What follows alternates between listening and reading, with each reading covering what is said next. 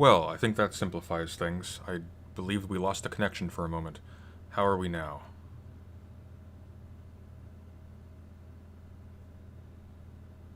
We'll wait until I can see it.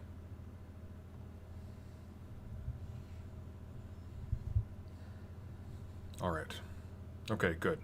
It appears we are in business. Damn, that was my favorite song, too. Alright, how are we all?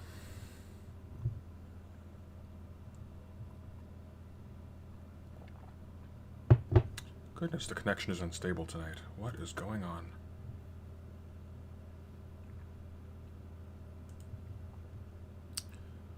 Interesting.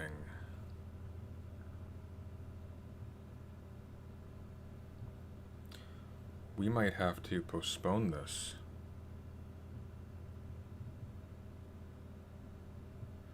No, it's not just you, it's kind of laggy. It's laggy on my end as well. It's telling me that YouTube's not receiving enough video to maintain smooth streaming. I don't know what is going on. Why is that connection so bad? That is bizarre. Alright. Well...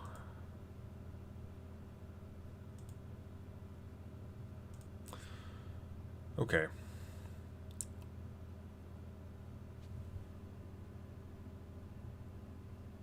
Yeah.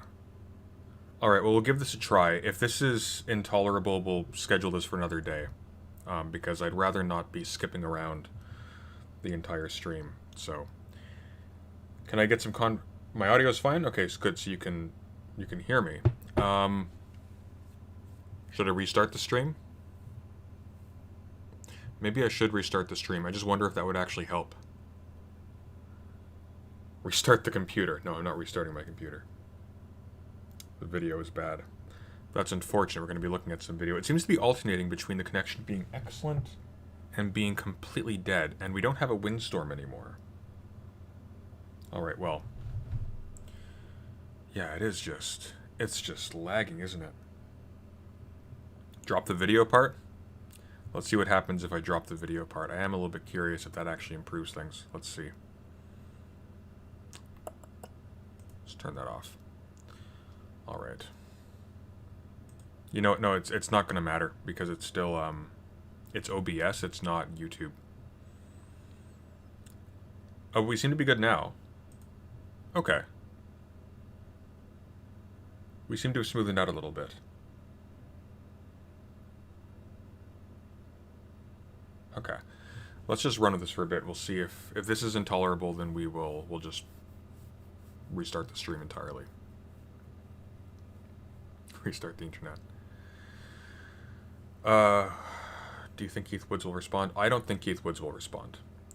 I don't think Keith Woods will respond because, well, when I shot him the first response to his critique of Marx's ethics, he said that he couldn't reply because he was already in the middle of making the next episode. We saw the next episode, we critiqued that, and I'm fairly confident that 90% of that, if not all of it, was Lord Keynes. I don't think he had much of a hand in that at all. I think he wisely, I think he wisely recognizes that he's not in a position to defend his critiques, and so he's just not going to do so. So, I mean, it's unfortunate because it outs him as purely cynical, which we kind of already knew, but it's, you know, it's sad to see. But we're not here to talk about that today. Or tonight, rather.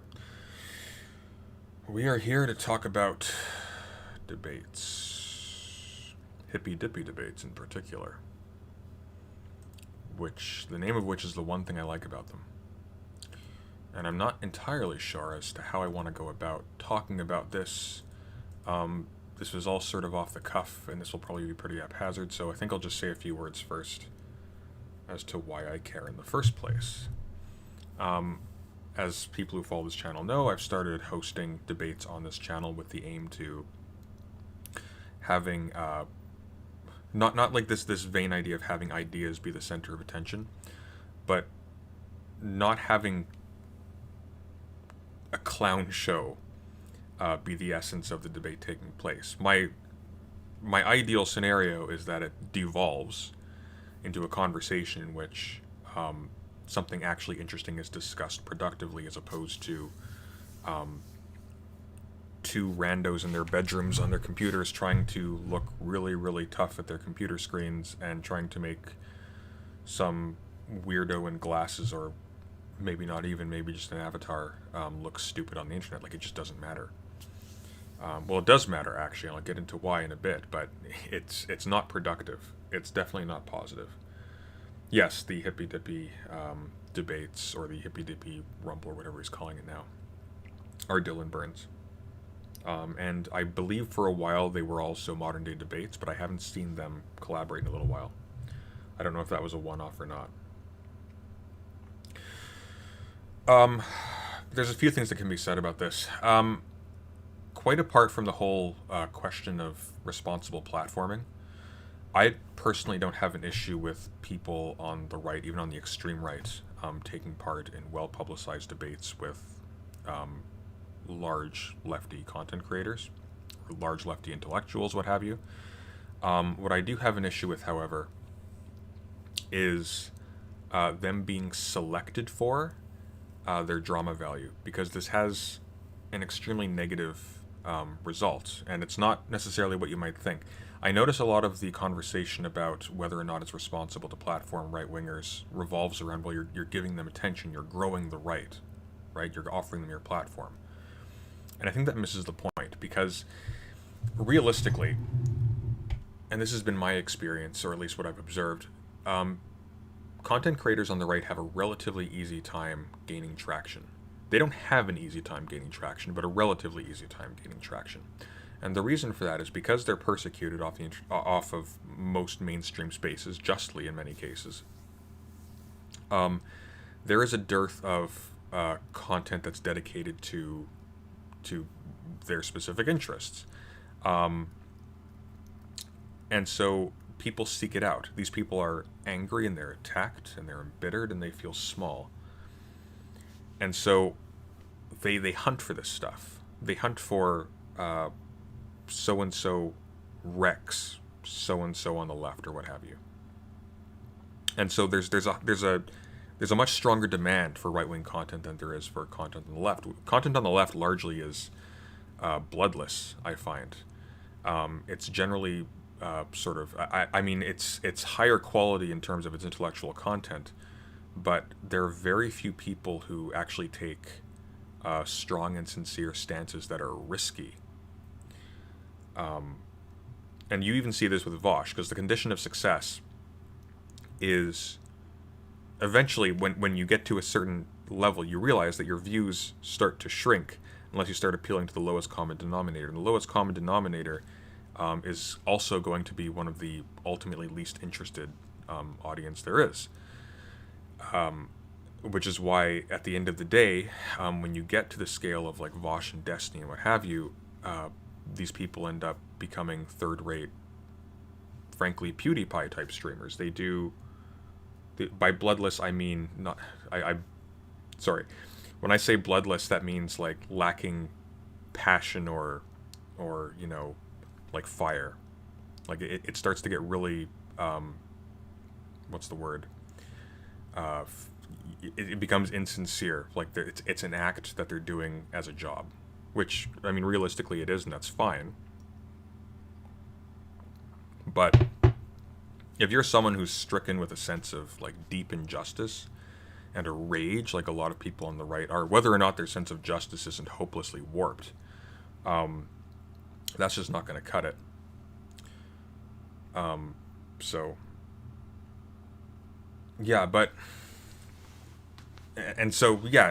in order to, again, to continue growing past a certain stage, and it seems like Vosh and Destiny have sort of plateaued. They don't have the same exponential growth they had a little while ago, and they both have plateaued at about the same space.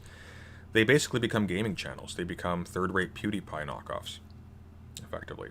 No, I don't think they're grifting. I think they are sincere, but the problem is they're playing a balancing game between trying to do actual, like, serious political content and also trying to maintain size. And at the end of the day, like, there just aren't that many people who are just into dedicated political content. That's why channels like Zanzi's, like, even to a certain extent, like Chudlogic's, will always be super small, whereas channels like Destiny's become huge. And even then, not as huge as a Markiplier or somebody who's basically politically neuter. But more to the point, because there is that dual concern with doing political content and also generating entertainment. Well, I mean, not entertainment revenue, but getting views and donations and whatnot by providing entertainment. There is a powerful tendency to vastly prefer people on the right who would otherwise be too embarrassing to merit any attention. And this has a couple of seriously negative effects. The least important, sadly, is that you have a bunch of people who have a vastly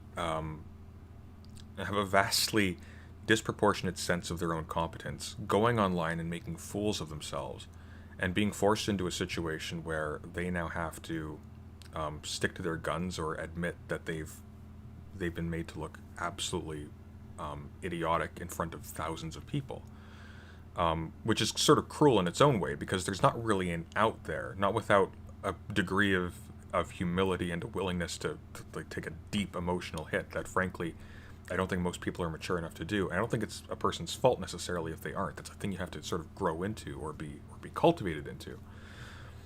That's one thing. And we'll come back to that in a second when we're talking about the Hippy Dippy stuff. But the other thing is, it's just a fact of the matter, unfortunately, that if you are a political content creator, you have a very limited capacity by yourself without help to gain traction. You have to respond, at the very least respond to, but hopefully even directly interact with major streamers like Vosh, Destiny, maybe at a smaller scale, Hakeem, like people like that. Hakeem's not even big, like not in absolute terms, and yet nonetheless, like most of my content gets at most a few hundred views over the span of months, whereas I do a 15-minute response to Hakeem on something that took very little effort. It's like, not that I do so cynically, but I noticed this. And that's just how it is. If you want to grow, and you need to grow in order to become self-sustaining, especially like I have to do actual research to keep this going. I'm doing a yeah, by the way, just I'm plugging something else for next week, hopefully. I'm going to try and finally get the first member stream off the ground. We're going to be talking about Machiavelli. But I actually have to read Machiavelli, and I have to read secondary sources on Machiavelli, and I have to write the whole thing down so I'm not BSing you while we're talking. That takes a lot of work, but at the same time, that's going to get, ultimately, very little attention. In order to get what little attention I do have, I have to address that other stuff. I have to respond to people like Vosh. I have to, I have to wade into the muck, unfortunately. It's just how it is. Which is fine. But now we turn to political streamers and content creators on the right, and they face the same situation. They have to engage with these larger figures in order to grow. And what happens when one of these streamers, regardless of their quality, manages to get onto Vosh or Destiny, is they now get that clout. So some crazy anti-vaxxer goes on to Vosh. He's not going to get a whole lot of new attention from people who weren't already on side, because we're generally fairly universally contemptful of that position. However, right-wingers watch this, and they see that person's name, and they go to that person's channel. Not right-wingers are generally anti-vax, but I'm just using that as a bad example. Some toxic view. They go to that person's channel. They start following them. That person grows.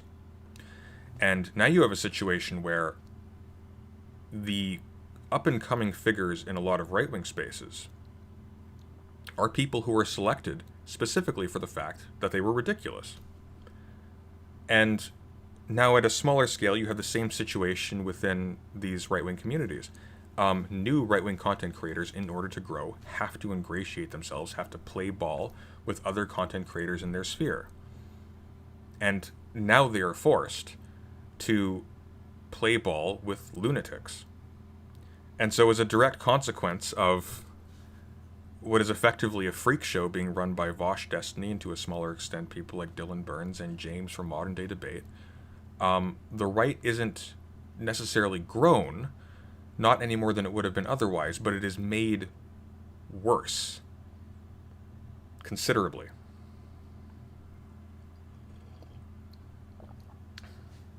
This might sound sadistic, but I kind of want channels like yours to stay small exactly because of what you said.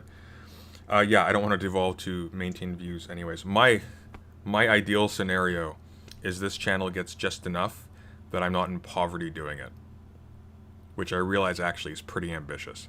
So, I mean, that's the trick too. Like we're talking about like exorbitant wealth with respect to someone like Vosh, but for a lot of these people, they're just making less than they would at the day job.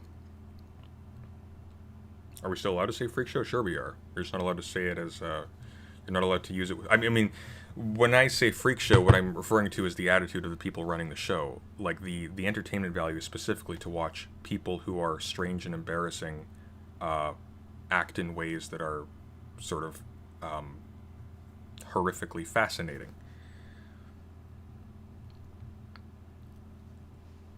And specifically, like we're talking about people on the right, we're talking about anti-vaxxers, we're talking about all these different people, and these shows are run in that way. The problem with freak shows is that they dehumanize the participants and they instrumentalize them so that people can laugh at their unusual appearance or characteristics or what have you. Sometimes it's just people who are extremely good at something, like it could be like the strong man. But often it's you know, it's the conjoined twins or whatever, and it's using the pathology as a source of entertainment. Now, not that I necessarily have an issue with mocking people on the right, but there's that fall off consequence. But anyways, I'm specifying the Hippy Dippy Rumble here. Why? Well, not because I particularly care for it. I hate that show. I hate the Hippy Dippy debates so much. They are the worst thing ever. I hate them. I don't hate Dylan. I hate his show. And it's for the reason that it's nothing but that. It's just that, but pure and concentrated. There is no quiet. There's no space for anyone to develop an argument. It is, let us get a bunch of strange, hungry, desperate people without any vetting whatsoever. Let's slam them together and just watch them brawl it out. And it's just going to be fun. And it's not. It's miserable to watch. It's exhausting. Nothing is learned. It is reality TV. That's a good analogy, Bubble Boy. And good to see you here, by the way. You're one of the good ones. But it's cruel, it's exploitative, and ultimately I think it's destructive. In a second we're going to look at the reason why this caught my attention is because apparently there was some drama on the Hippy Dippy Rumble a couple days ago, and I was listening to a conversation between Dylan Burns and Chudlogic that just uploaded today, which we're going to look over a little bit, and it just struck me just how insanely irresponsible Dylan's attitude towards this thing was, and it's really frustrating. I don't know, like, this guy is billed for some reason as not to be invidious, but he sells himself as, what is it, the youngest foreign policy advisor. By the way, I don't want to be mean, but like, that's, I don't want the youngest foreign policy advisor. I want a good foreign policy advisor, and I've no doubt that he tries really hard, but like credentials have to mean something. This sounds like somebody did him a favor. But in any case, for somebody who's attuned to that kind of thing to want this, it just baffles me. Like, for somebody who actually cares about the world and discourse around it and things like that, it's insanely frustrating. Because like it's sort of like with wealth, right? Like, you think of like the, going to be super super pretentious here, but like the point of wealth in Aristotle, right? You get wealth, or sorry, why wealth is a condition in Aristotle for why you can partake in politics. Well, because wealth makes you free from all of these little material concerns, from like hunger for wealth. It frees you from that so that your decision making is governed by your reason. You build yourself up so that you can be free, so that you don't have to do this anymore. Similarly, you build an audience up and you make a name for yourself in these spheres, so you can, I mean, for me, I would do it so I can do the more important stuff without having to worry about it. But it seems like even when you get to Destiny scale, this is all they do. And it's sad. It's like, it's just this. It's just the same spiral over and over again. No, this isn't a face reveal video. My face has been revealed for a few months now. Has it been a few months? It's been a little while. Yeah, Vosh does make a killing. Hassan was already wealthy going in, was he not? But he's, yeah. I personally think that most right-wing creators lack passion in their work as well, and only doing their work to appease the mob for money. I would say so. I think the average right-wing viewer... Actually, no. I'm going to take that back a little bit. I do think there are passionate people on the right. I know because a long time ago I I was never actually like on the right, but I in my ignorance and in my isolation, I conceived of myself in that way. And there are a lot of other people like that, I am sure. Even Uberso, we had in a debate earlier today. I think whatever our very serious disagreements, I do get the sense from him that he's sincere. So, but yeah, there absolutely are grifters on the right. I would say the vast majority of successful people on the right are grifters, but that's something else.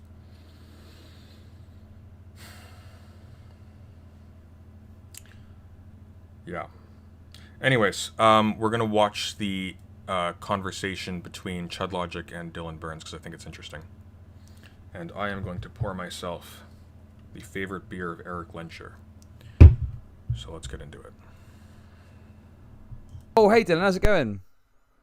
It's going okay. I'm just currently researching people and finding out that those who disagree with me on Twitter are funded by pro-Assad lobby groups and associated with anti-Semitic press TV. How's it going?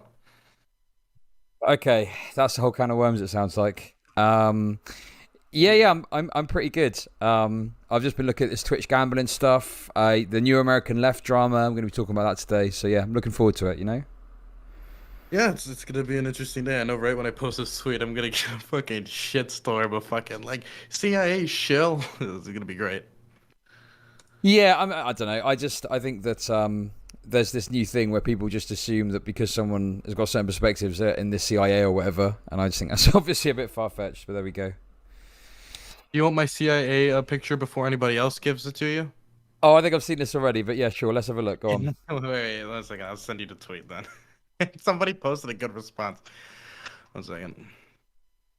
Fuck. I'm getting ahead of the curve before they like make me look like a CIA agent. I already look like one. This is what I looked like when I was working for politicians. I was very people Oh did yeah. not walk up to me. I was just like the dark like figure in the background. Like I do. Okay, let's skip ahead a little bit. This is ridiculous. Other people didn't, and overall, I would say that is down to your clarity in talking. To be honest with you, okay, I guess maybe it's a good place if I give my overall take on the Hippy Dippy thing, and you can tell me if you disagree with it, okay? So my overall take is that it was an effort clearly to indulge more in the wrestling entertainment side of things. I think you were very aware of that. I think Danabo was very aware of that. I think in terms of the people that were participating, it was very mixed in terms of some people kind of got it, other people didn't, and overall, I would say that is down to your clarity in talking to them and discussing about it. Can I make one clear thing? And I don't want to ruin the magic of a lot of this, so I'm gonna be a little tight-lipped. But I just want to let you know. I will make the clear exception of Vadim, but a lot of the people who people are upset over like that I screwed over or et cetera, also knew that what this was. And in fact, some of them I told before I even started the Hippy Dippy Championship. The two figures, which I'm perfectly fine admitting did not know, and I maybe should have cleared more with them, was Vadim and Xander. Okay. Besides those two, I believe basically everybody else got the idea, or had the idea explicitly explained to them behind closed doors. Okay. But I guess, okay, the thing with that, and obviously we don't need to, it's difficult because we're not going to know exactly what was said and what wasn't said, etc. But I guess the difficulty is if it's like, it feels like you want to just kind of do things in a kind of like an organic way and be like, right, I'm going to do this now, I'm going to do that now, and da-da-da-da-da. It's a different thing. I mean, I'm the first to admit that nobody's ever done this type of a thing on Twitch politics. Hang on. I was listening to this passively earlier. I think I missed this entirely. Is this like WWF where it's staged? How do you even do that?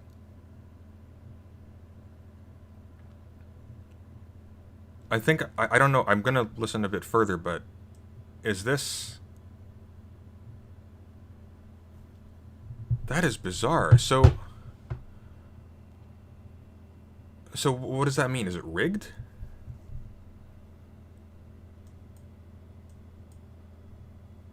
Huh. Okay, we'll keep going. Why would you have a rigged debate? What's the point in that? Before, Yeah. or Twitch, period. I don't know if you heard any of my other conversations about this, but when I was doing Hippy Dippy, there was a lot of people wanting me to do a lot of different things with Hippy Dippy, and I always had like a different vision for my show. It's my show, it's my baby, right? And a lot of people wanted me to just do like Raj Royale 2.0 or Austin Show or like this or that, and I had a completely different idea. I didn't want to do a carbon copy. Like I remember when Prime did the Prime Royale, he first did it. I looked at that and I was just like, well, that's good for him. That's not good for me. I don't want to just copy what other people have done before. I want to try something different. I want it to be something that when people are clicking through Twitch channels, they're not like, oh, it's one of those again, and click. I want them to see something going on, maybe even without audio, and be like, what the fuck is this? And stop. Yeah, sure. Well, that's fine. I think the issue is though is like you can have this aspect if you want to do this and this with it, but like if you've got like an ostensible competition, if people think I've got a fair chance of winning that, so I'm going to put this effort in, but then it turns out that you were kind of trying to do this behind the scenes stuff and do the Vince McMahon thing, and people can't win it even, Well, then that's going to end up. That's not the case though. People can win it. We kind of write storylines around it. Right. If you get what I'm saying. Now, I'll be honest that sometimes we might, and we do this very openly, tilt the odds in people's favor or be like, this is our preferred winner because we think this would be the best going forward. But we don't like completely and utterly like rig it. I just wanted to be clear with that. Okay, but that's basically just rigging it, though. What would completely rigging it be, by contrast? This is embarrassing. Like, besides giving the participants scripts, like, what even is left? And it's rigged to be that? It's tedious. They're not fun to watch. We'll watch a couple seconds of it, because apparently there were some people, like, booted unfairly, and I'm not people I particularly like, but people aren't reading from script exactly. It's just a weird excuse to go full drama blood sports. Yeah, but he says they write stories around it. What does that even mean? Like, I'm trying to think of what that could actually translate to. Is it just...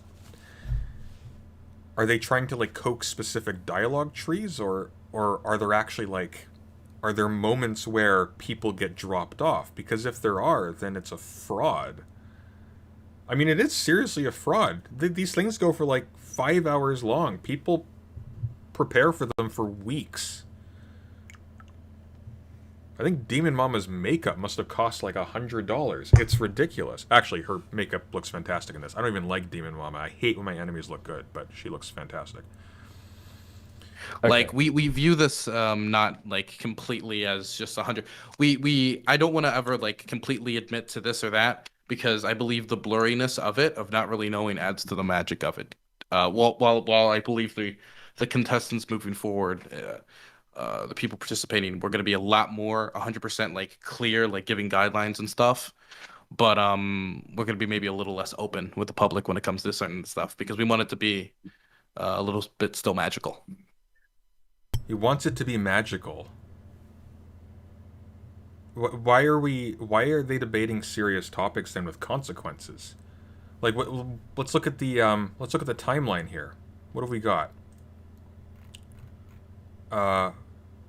Death penalty, self-diagnosis. I'm assuming with respect to gender reassignment or something along those lines. Identity politics, fat shaming is not super important. Like, this stuff is serious.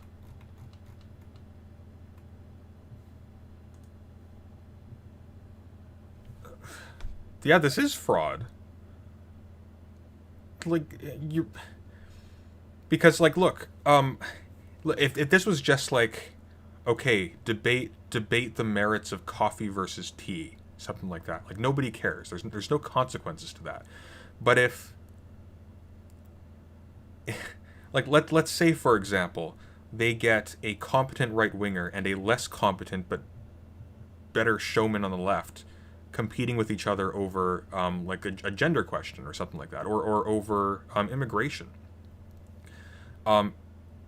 if that person on the right, for whatever reason, gets a foothold in that debate, if they perform really well and then they get booted as damage control afterwards, that looks really bad. That has consequences. Like, maintain the magic? There's nothing magical about this. Okay. So, okay, there's two aspects to this, I guess. So, focusing on the main show, obviously, forget about the afterbit drama. I do want to talk about that because there's some crazy stuff there. But in the actual show itself, obviously, I think the Xander kick was a bit unexpected, but I think from what I understand, Xander was kind of cool with it, even though you kind of think maybe I should have done it differently. After the fact, well, if you saw my tweet today, I did admit in tweet form that I should have done it differently. Did you read that? I think I did see that earlier, yeah. Let me have a quick look. Yeah. Here we go. It's apologetic. It really is. Yeah, the one thing I regret about the Hippy Dippy Rumble was that the Xander kick, it was unfair to the audience, that is. I think if I added sound effects when we was kicked from the court, it would have played better with our key demo. Need to acknowledge that your mistakes to improve. Okay. No, that's interesting. Yeah, because I know that there was a lot of... No, I don't think fraud is a stretch. Because, like, think about this from the perspective of somebody who's taking part in this. You know that you're going in front, like, especially if you're taking part with someone like Destiny. You know that this is an audience of thousands of people. If you do badly in this, you are going to look bad in that moment into perpetuity. It's never going away. And you are going in with some, frankly, really dangerous people to your reputation who are very experienced. If the show itself is rigged against you in any way, that's not cool. You didn't consent to that. Not to get cringy about this, but like, this isn't nothing. Like, if let's, like, Demon Mama got into flack with some people for some comments. I know sort of third hand from some comments on the self-diagnosis question. If she had said the wrong thing, she could be over. And these aren't like politicians who are being, like, again, boosted into the limelight by parties. These are just private individuals. Like, the consequences to these people are potentially very serious. The true winners are Dylan Burns and the participants with exposure and views, maybe.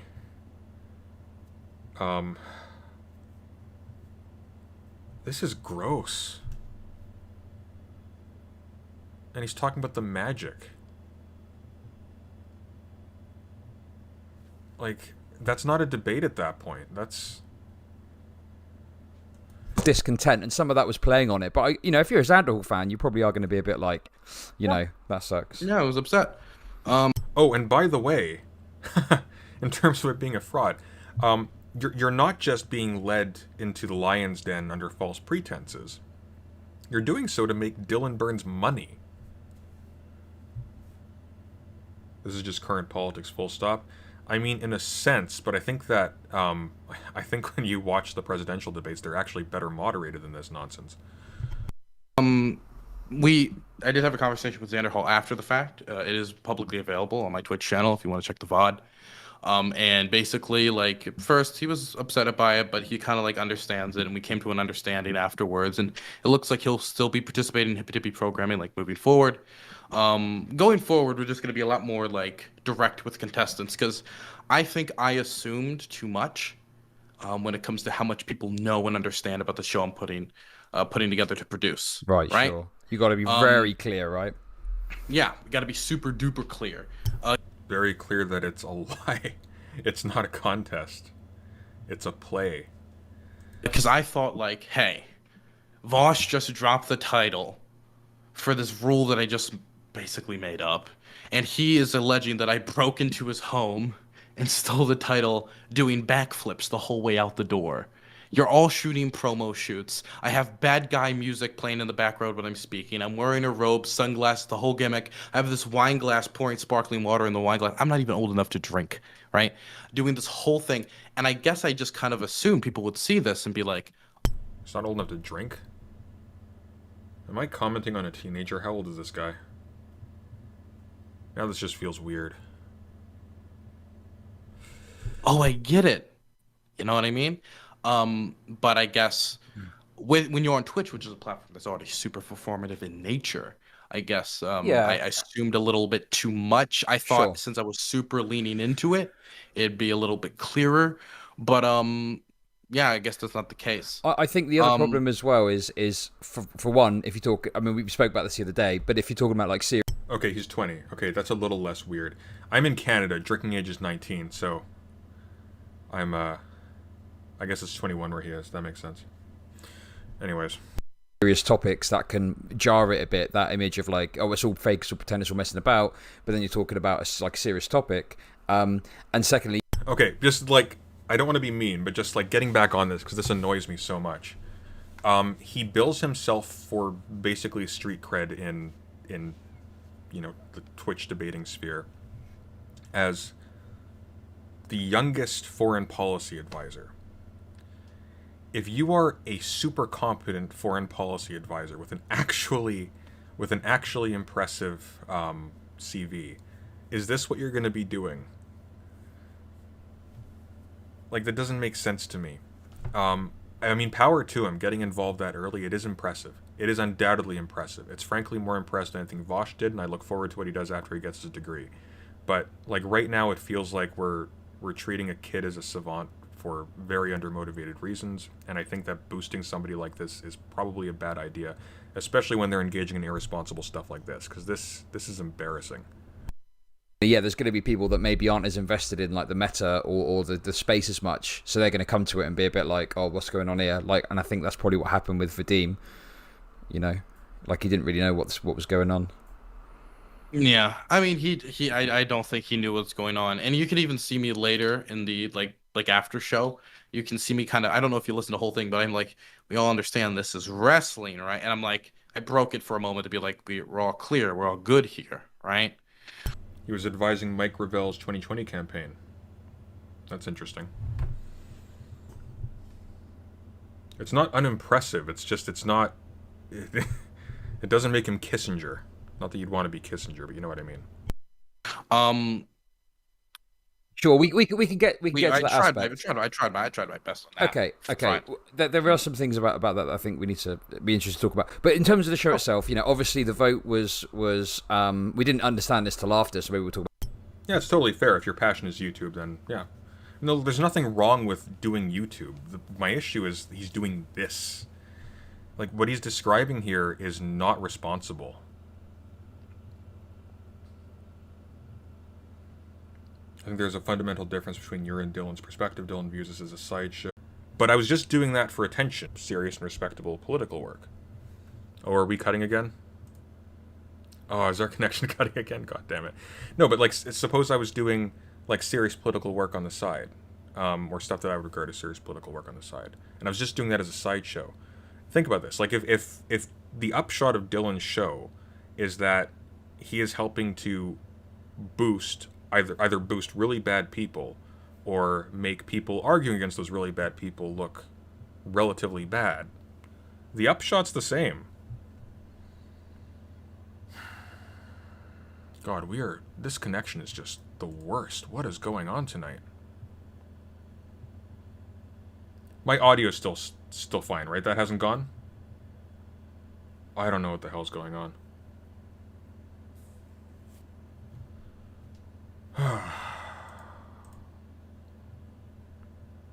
Yeah, it started cutting.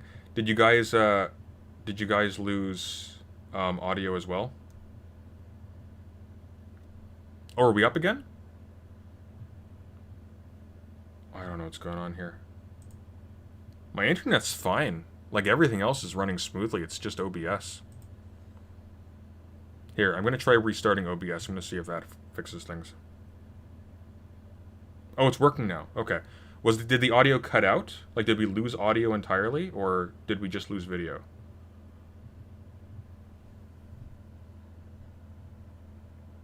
No, but like, was it continuous? Like, did I just come back mid-sentence, or were you able to hear what I was saying? Video's cutting out. Okay. Well. Okay, what does this do? All right, let's try and fix this quickly before we continue, because this is frustrating.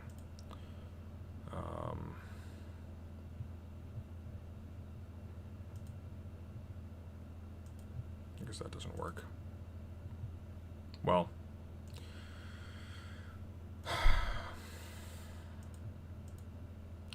Why is the stream status poor? It's saying my connection's fine on OBS. It's just, maybe it's YouTube.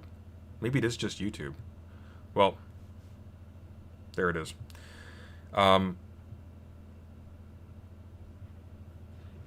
Okay, well, anyways, we'll keep going. If it dies, it dies. It's not the end of the world. This isn't that important. But, oh, you lost audio. You did lose audio. All right. Well, let's keep going anyways. Sorry, guys. It is what it is. About that later, but the vote obviously was controversial. It was controversial, but at the time when it was all done, it was all agreed, it was all done and dusted, and everyone was happy with the outcome of the show at the time before the after show bit, right? Let's not say they were happy with it, because people are obviously disappointed. People want to obviously win. Even no matter how much people want to have that belt like tied around their waist, and the reason why is it basically guarantees you like a front row seat, like a huge label you can put on yourself for any like Hippy Dippy programming going forward.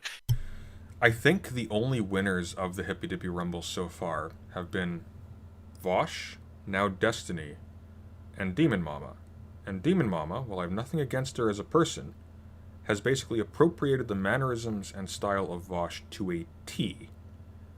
So, the not that this particularly matters. Like, who wins the argument doesn't matter. The question is who actually gets to partake past the midpoint. Who actually gets to be seen at all. I think the most important part of the debate is the early segment when you have this diversity of people involved.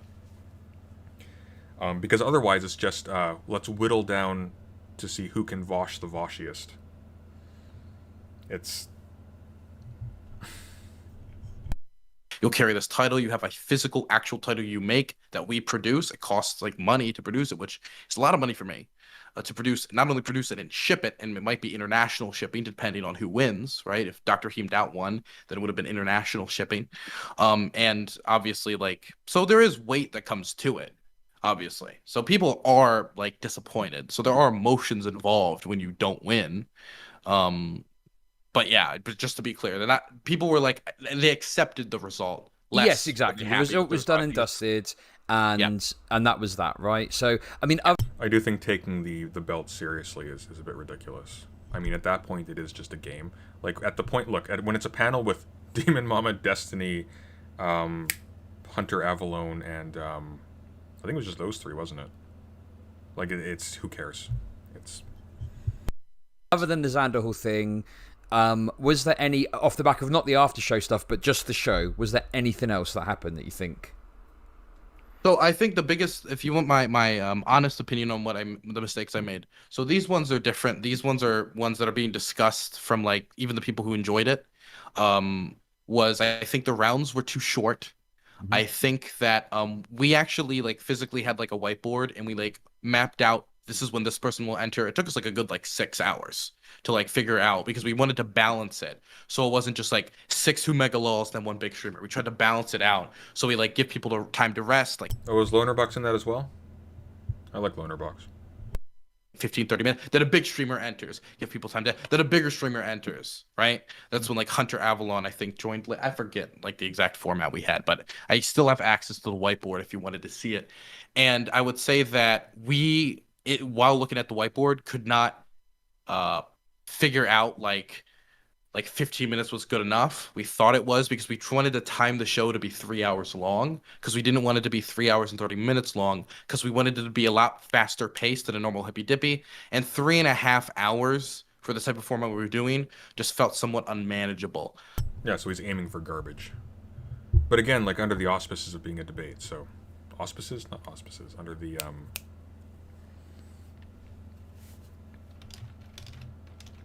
pretending to be a debate. Lonerbox was kicked. Yeah, I thought you were saying that Lonerbox was in it till the end. I think I would have noticed that. But no, Lonerbox is one of the good ones. I like them. So I think that in the future, we're gonna try to extend 15-minute rounds to 20-minute rounds, so people have more time to talk because that was a genuine frustration. Okay, he's talking about kicking Xanderhall, so I want to see what that is. Let's see in the comments. There's probably a timestamp.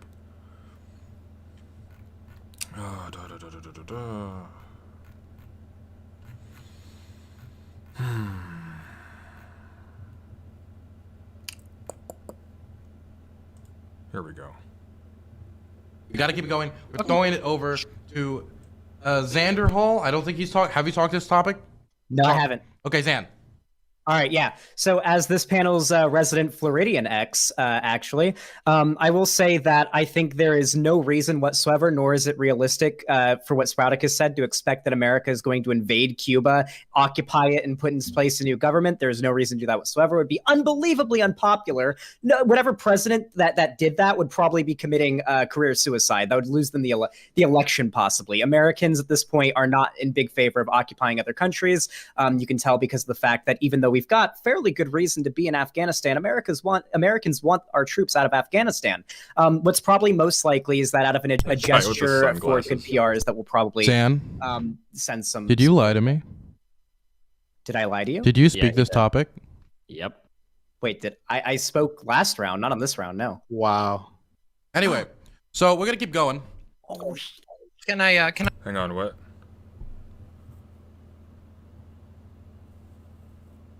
Have you spoken this round? Okay.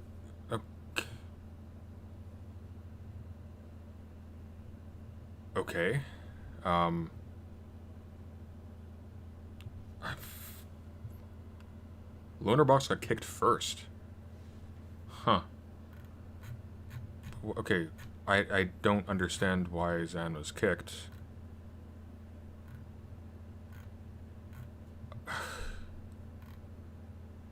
What am I looking for? Xander asked for clarification about if Dylan was giving it to him for going first or someone else.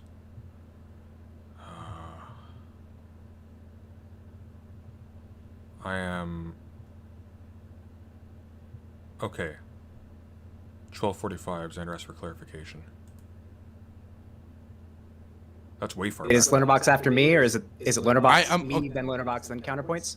I don't know. He said I was Act like a man and get it yourself. Loner. Okay, really quickly. So, Demon Mama, Okay. I understand that. However, Wait, it did you seems not hear like me? when I've been- Xander, I said it would be Loner. Okay, let Loner do it. Okay. Thank you. Just to put the COVID relief bill into context, that was, with accounting for time, that was the biggest Okay, so he's underage, but is he drunk? That's my question, because he's not... that was incoherent. fiscal stimulus in American peacetime. So I think I heard someone in the background saying that it was more private companies that... No. As for Connor, yeah, leftists having a favorable... He apparently already talked on that topic, so Dylan kicked him for lying. Right, he asked him if he'd talked on that topic. Okay, so I mean, that's... I don't know why you wouldn't just say, shut up, it's not your turn, but whatever, I guess that's the game. But, like, wouldn't you keep track? I don't know. That's so unimportant, I just don't care. Let's keep going with the Chudlogic thing, that's way more interesting. I heard from basically everyone. Definitely, since like people would make comments about somebody else.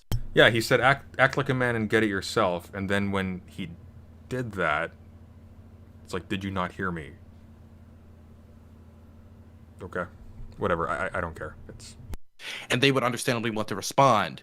But if we give them that time to respond, that might mean that no one else gets to talk during the round, and so they basically automatically get kicked out. That's what happened to American Nacho. That's what happened to Trihex. That's what happened to a bunch of contestants. So I think we need to extend the time. That would be one mistake.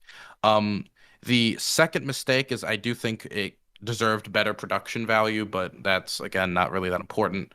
A third mistake I would say is... I believe that I should have been more talkative with Vadim. I should have like explained what exactly was going on to him beforehand, like what exactly the format is. I shouldn't have assumed, and I should have had that for everybody. And I think the fourth mistake I made is I should have cleared the kick with Xander beforehand, maybe. Mm-hmm. Or instead, and this is what I'm leaning towards, like basically leave a disclaimer in every chat group we make that, hey, at any point, and at any time, for any reason I wish, I could kick you out of the tournament. I have that authority, and this is will 100% in my mind be to up the entertainment value of this show.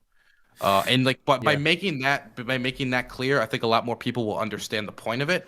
Okay, but they aren't arguing Batman versus Superman. They're arguing stuff that if you lose, your audience leaves with potentially very dangerous preconceptions about things. An audience of thousands. Every single person, as far as I can tell in that discussion, has sometimes hundreds of thousands of subscribers. I think Demon Mom is at 11,000. 11,000 is not a small amount of people.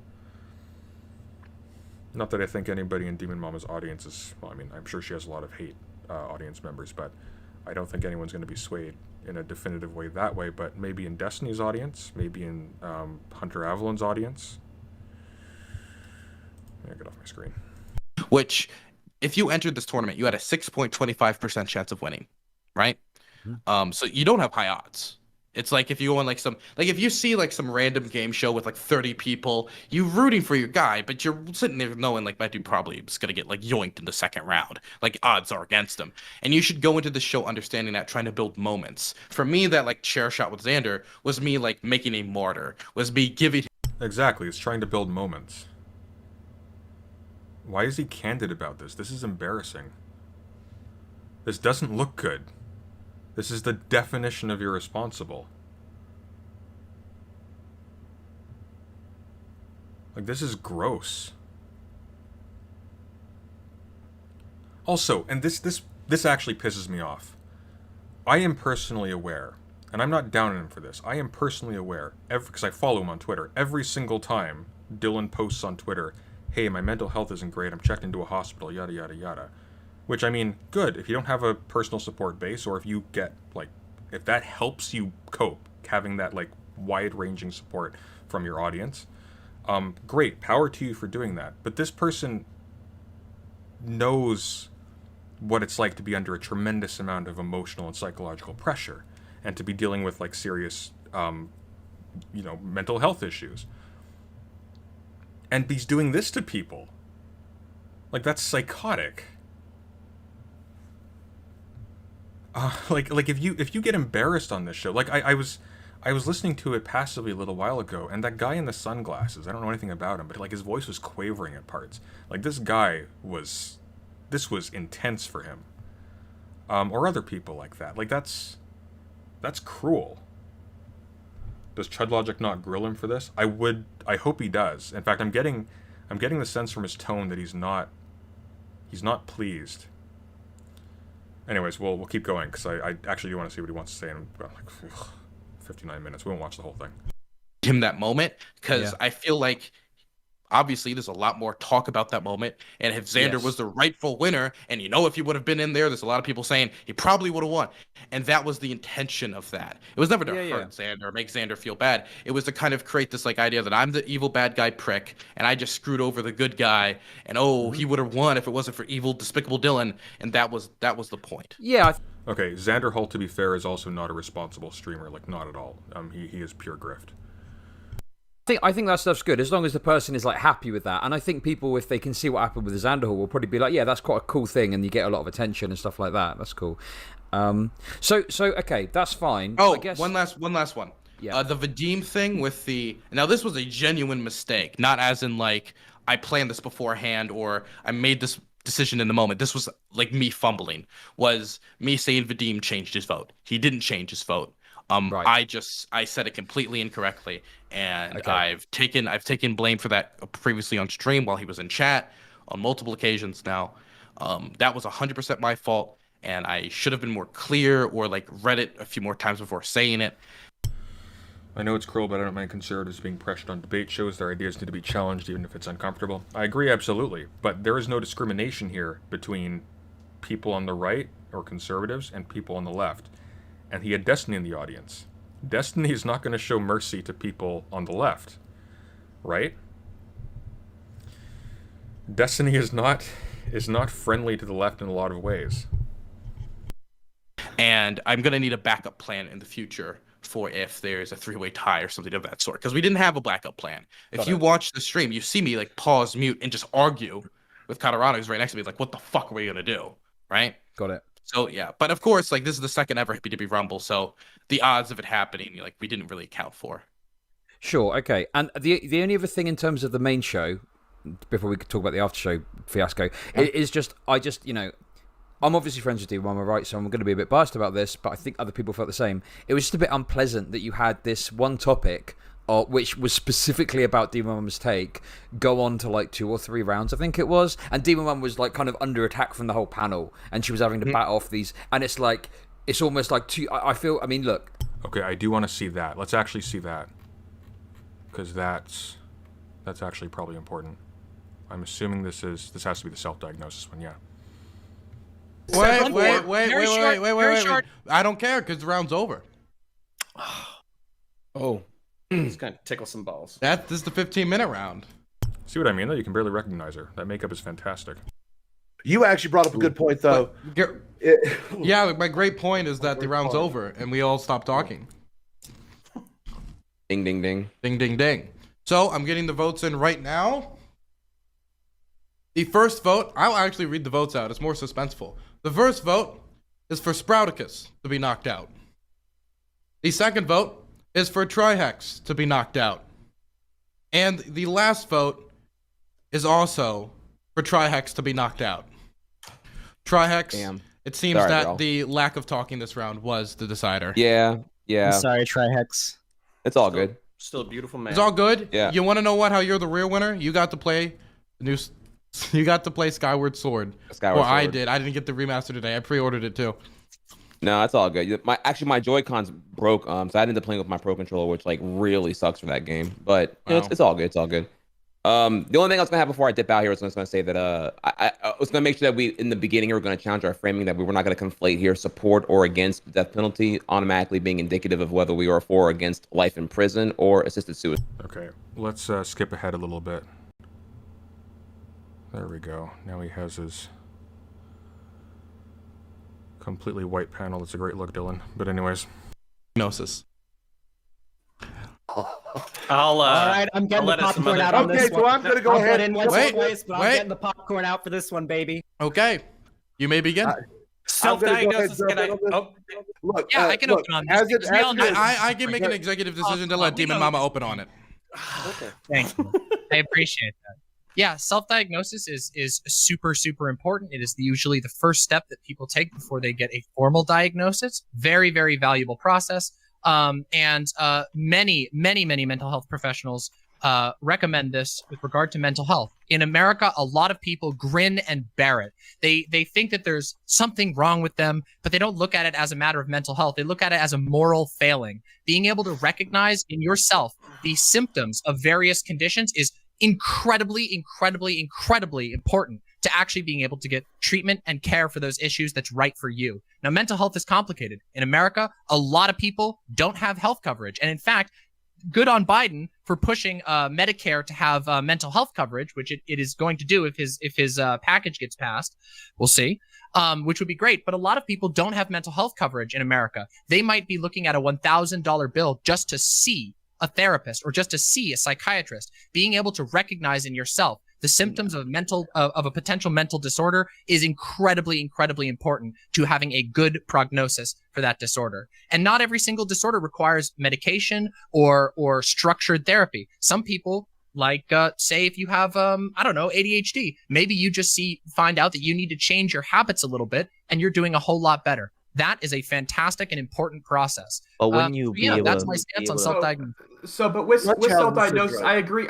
It can be an important tool for going towards a medical diagnosis. But when you put it in the terms of it is arguably more important than a medical diagnosis is asinine to me. I don't know how this is more important than a medical diagnosis. To go as far as to say the only when you go to a world where doctors say, I don't mind if Dylan eats. I just don't want to watch Xander all eat again.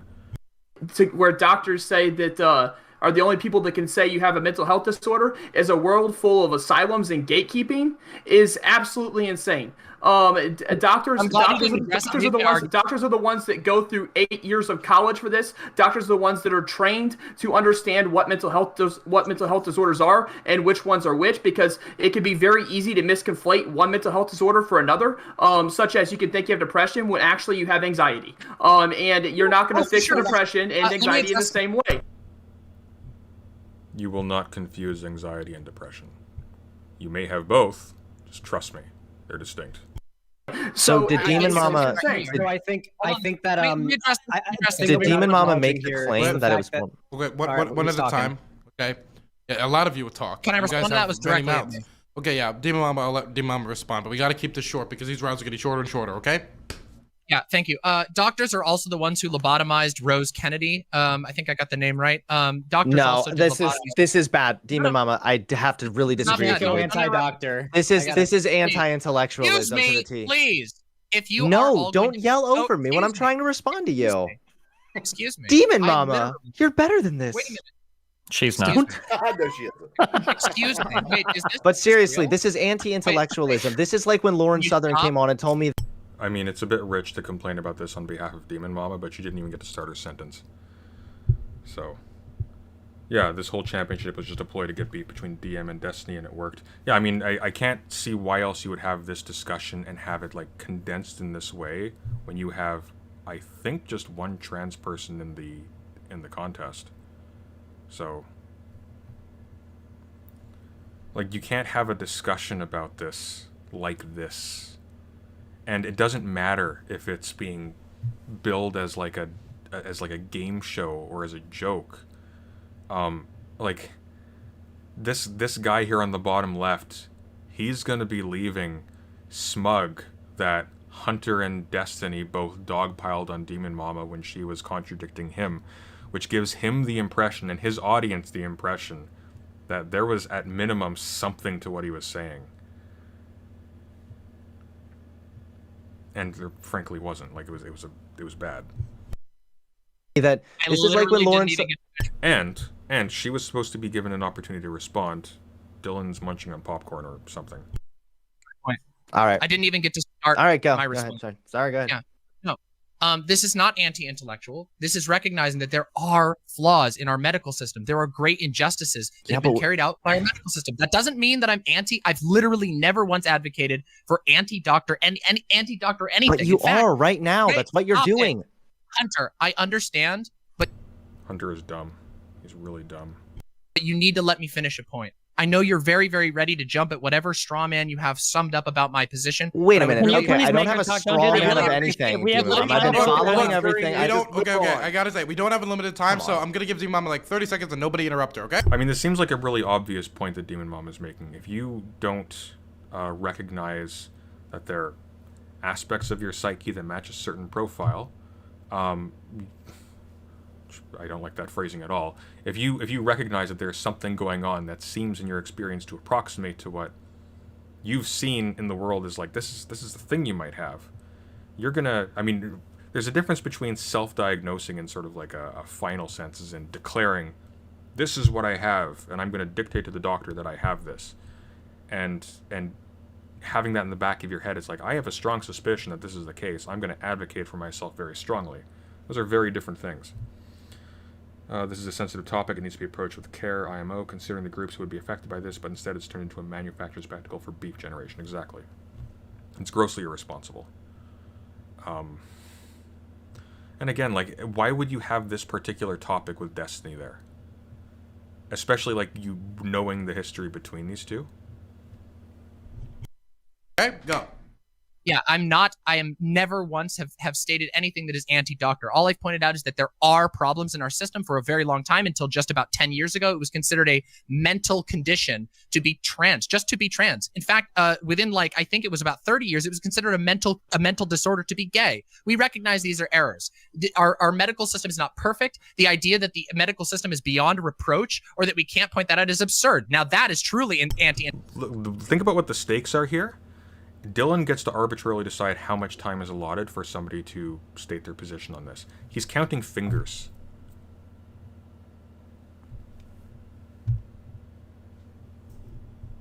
God damn it. Intellectual. And doctors will tell you this. In fact, if you go to any major 30 seconds. mental Done. health 30 seconds is over. I got it. Yeah, she was just talking about how, like, within the past couple of decades, it was considered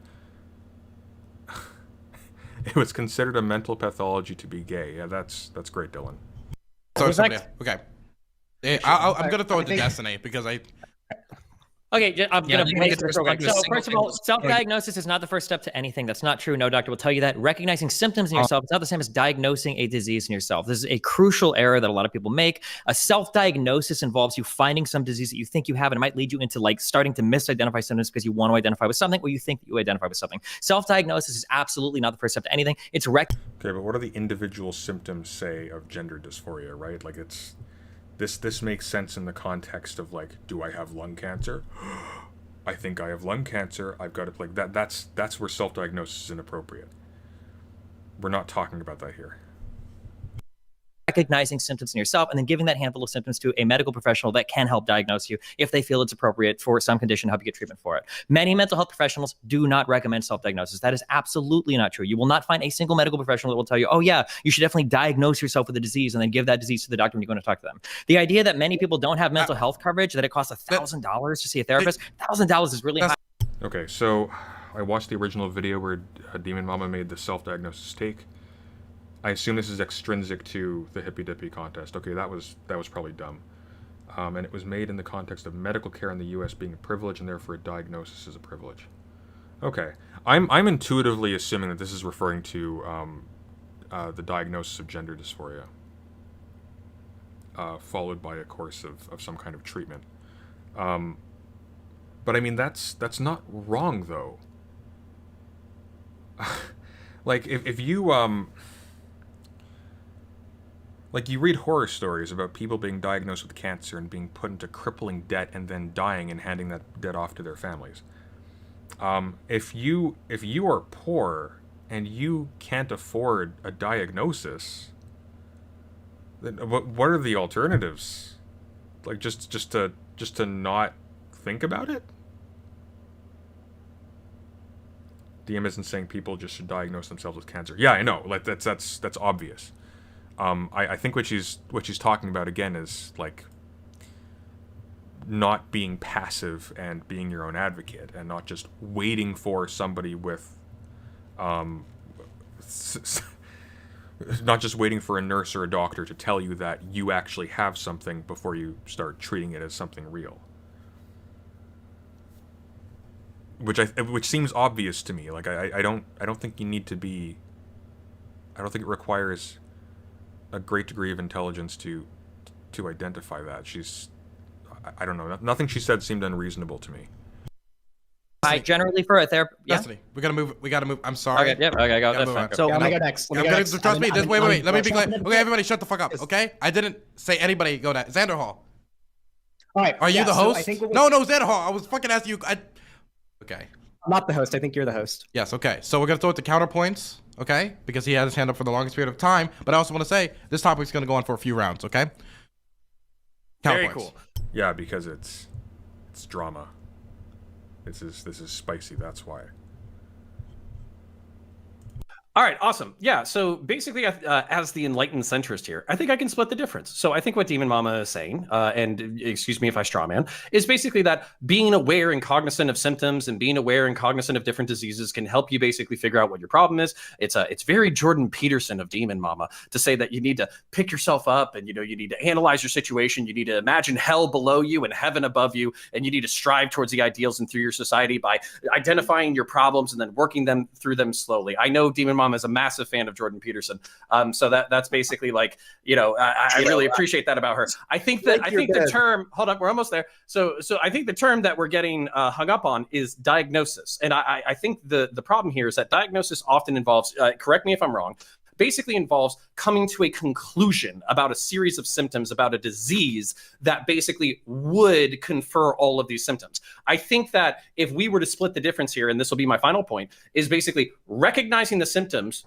and being informed on the symptoms so you can feed that to a professional so you can get an accurate diagnosis would be the difference between these two perspectives, and I'll yield right there. Okay. I think a lot of.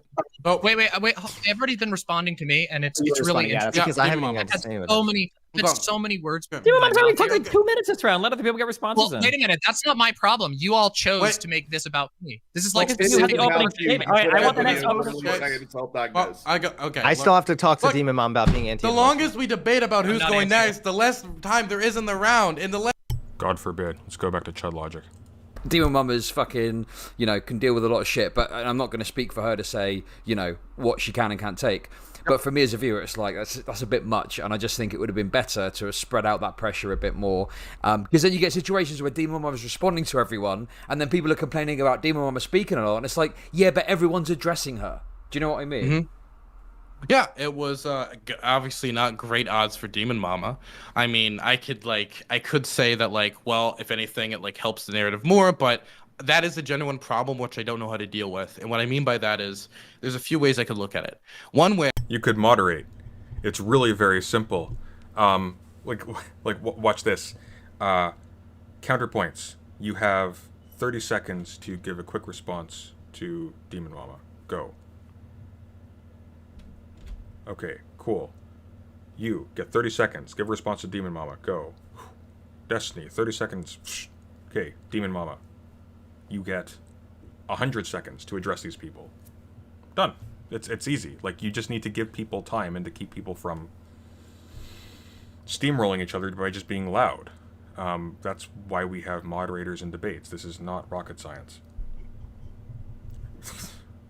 way I can look at it is, well, foreign policy advisor can't figure out how to manage 6 people.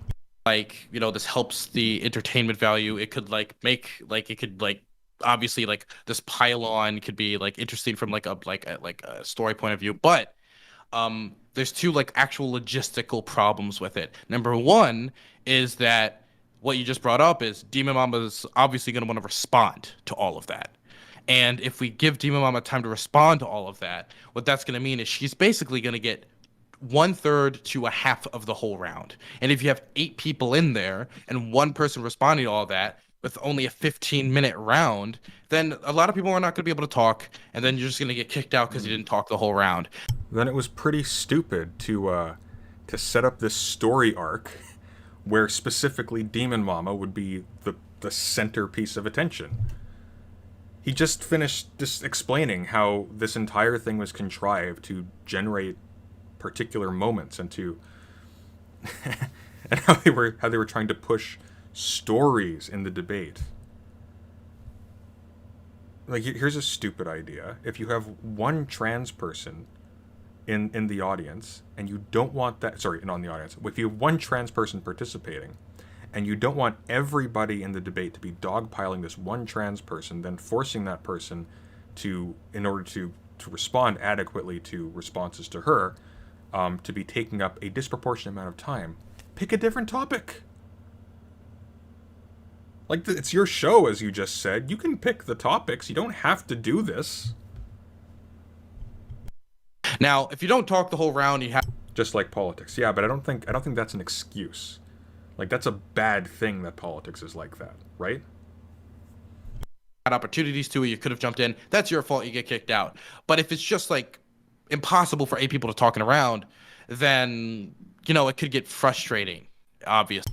That would be too orderly and not good for viewership. He has Destiny in the participating. He doesn't need to worry about viewership. Destiny takes thousands of viewers with him.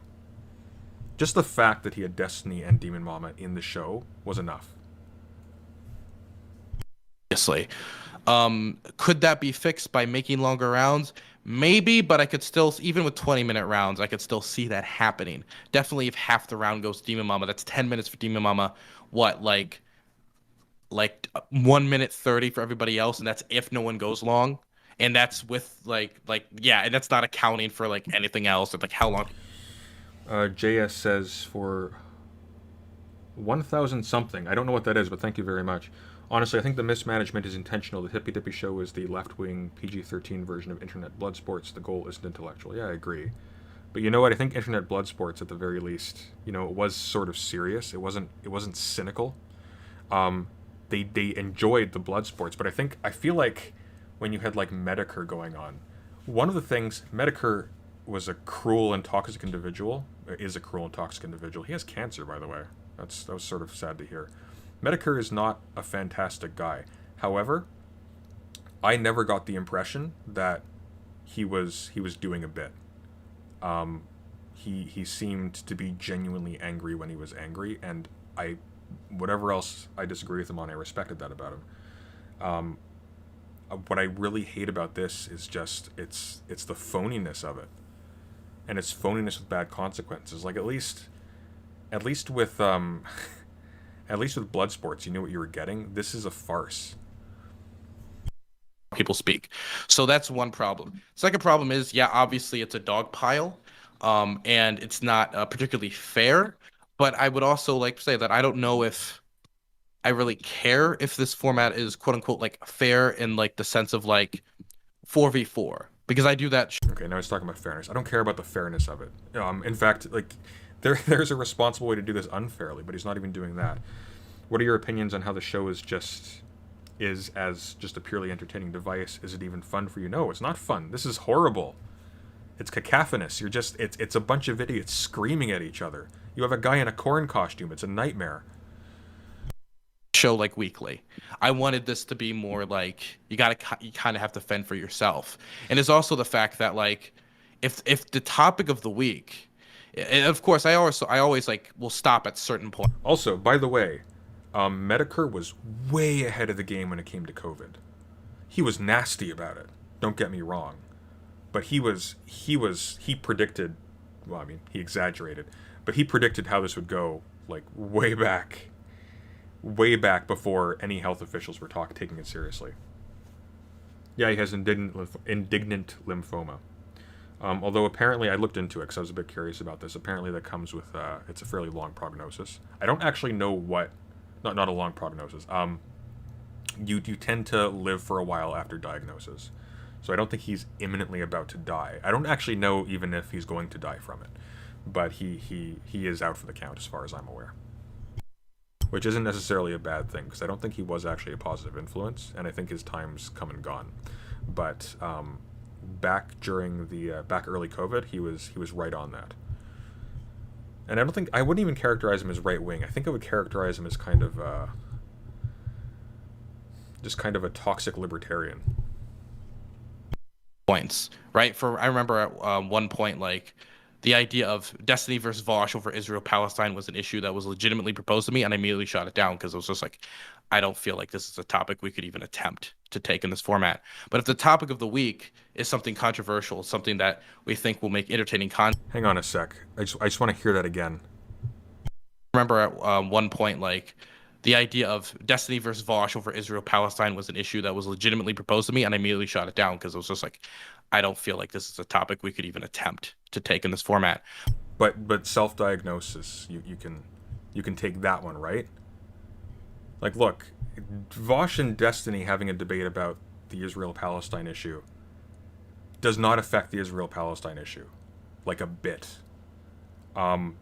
People taking away bad perceptions from the self-diagnosis issue, especially with respect to gender dysphoria and things like that, that has consequences, like immediate consequences for a lot of people watching, for how they treat people, for what they advocate for in terms of like immediate policy issues in their own countries.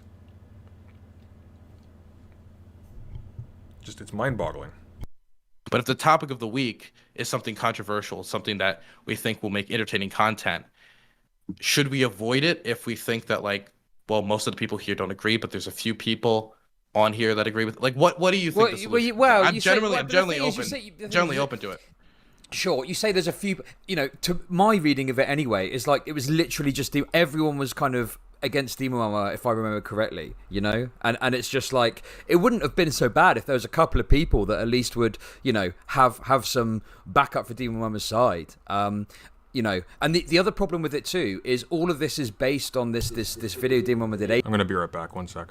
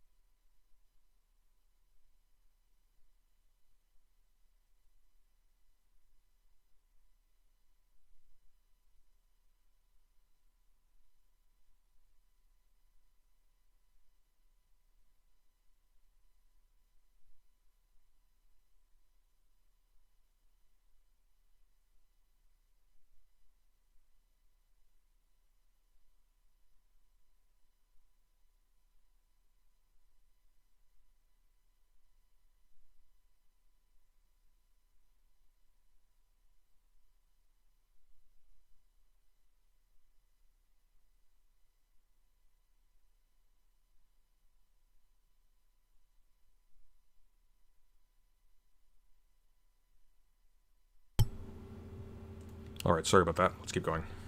Ages ago, which Destiny picked up and made this big deal about, and then the whole DGG are on it. And I think there was a lot of toxicity around the topic in general that might not be the case for other topics, where it might just be a couple of people on the panel kind of, agreeing with it. That is true. And I will say, of course, it's going to be toxic to some degree.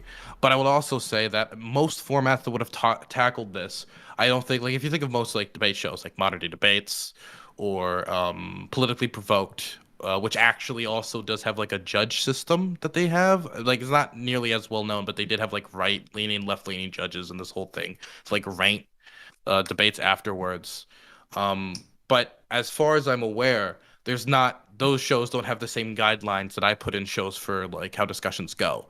No targeting people over immutable characteristics, no misgendering, no slurs of any type, which you could say was technically broken if you believe Gusano was a slur. And I did, like, that was one of the topics, and I had to say it for the topic. I guess I could have said G word, but I think. Okay, but honestly, it's probably not any better than somebody using a T slur than having everybody dogpiling the one trans person on the panel on a specifically on an issue with specific import to trans people, right? Like, that's not necessarily any better. Wouldn't necessarily say it's worse, but it's not any better. I mean, great, you have at a very basic formal level slightly higher standards than the extraordinarily hungry modern day debate. James is a good moderator, but they have no standards, and it's comical. Like, at the bottom of their videos, he says, "I am a Christian. If you have mental health issues, reach out to me." Meanwhile, he's setting up people to make fools of themselves in front of thousands of people. Like, there's no return from that. The guidelines that we put into the show try to restrict toxicity to the best of our ability on topics that could be considered sensitive. For example, we didn't have religion as one of those beforehand, but like right when the show started and somebody brought it up, I was like, well, you know what? That's a rule now. No targeting religion. So we do try to limit toxicity. Okay. Like, Can I just ask, that is particularly painful. Did Demon Mama know that was going to be a topic before the show? There was only 2 topics that everybody knew before the show was going to be topics. The rest of them were meant to be surprises. Okay, I mean, don't you think it might be worth, if someone is going to be at the sharp end of all the panel, it's just worth letting them know, even if it's just them? Look. Yeah, I think that's fair. Yeah, that's pretty fair, I think. I like Chudlogic. I like that he's holding to the coals for this. Not that I don't think he has motive. Dylan threw him under the bus immediately back with that scandal a little while ago. Well, asking if they're okay with it. Because if Demon Mum was like, yeah, I'll fucking bring it on, then that's different, isn't it, Yeah, I think that's fair. That probably if you're going to be, if it's a... God, he's such a weasel. So he set it up, so he knew this. This is why this was a surprise. He knew that it would end up being Destiny versus Demon Mama on a specifically trans-relevant issue, and she would be the only trans person in the panel. Like, she was by herself. So, it's... yeah. Topic that you have particularly been talking about, that, like, checking beforehand with you. I think that's a decent criticism. Okay, cool. Good. Okay, well, look, that I think is the main show. I mean, the after show was like a clusterfuck, but before I say what I think, I mean, what's your take on what happened there, personally? What do you mean? Like with my main show or after show? Which one? No, forget the main show. I think we've kind of covered that stuff. But like the after show from, the start where Demon Mama saw this tweet from Vadim, all the way through to like... Are we cutting out again? God damn it. What the hell is going on here? That is frustrating. Okay, we're green again. That is so frustrating. Yeah, somebody mentioned that other people were having streams cut earlier, so this is annoying. All right, let me know if we're back, and we'll continue.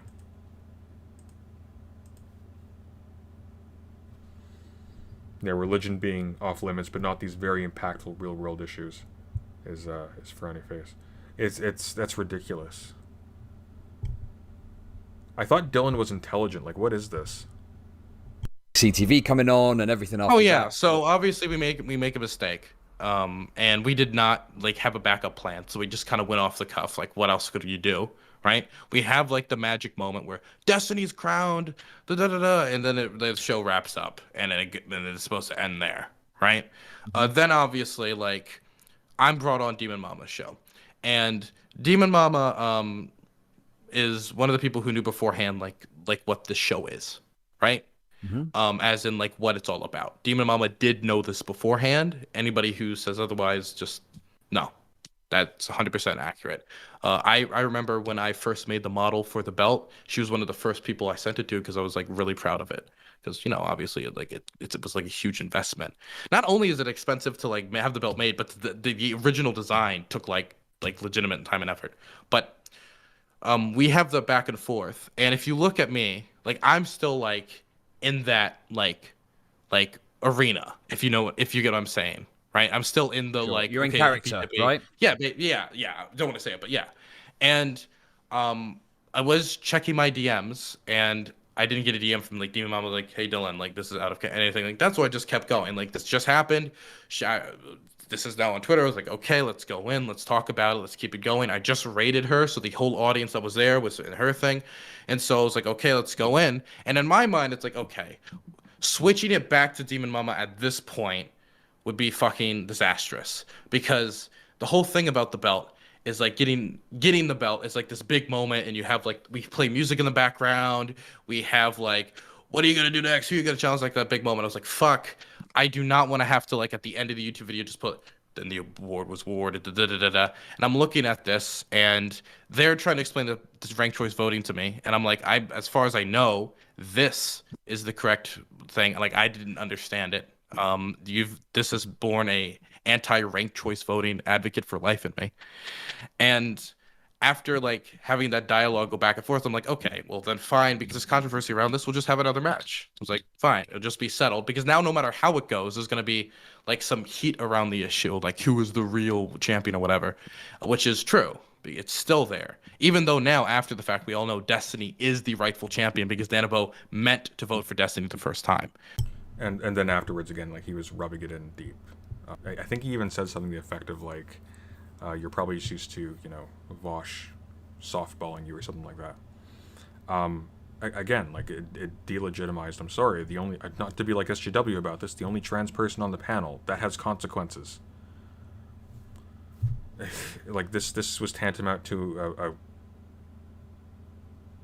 a unanimous endorsement. Like that's the official thing. Even Vadim accepts that at this point. And so I wanted to have a second match. Demon Mama wanted to have a second match right now. I was like, fuck, I don't really want to do a second match right now.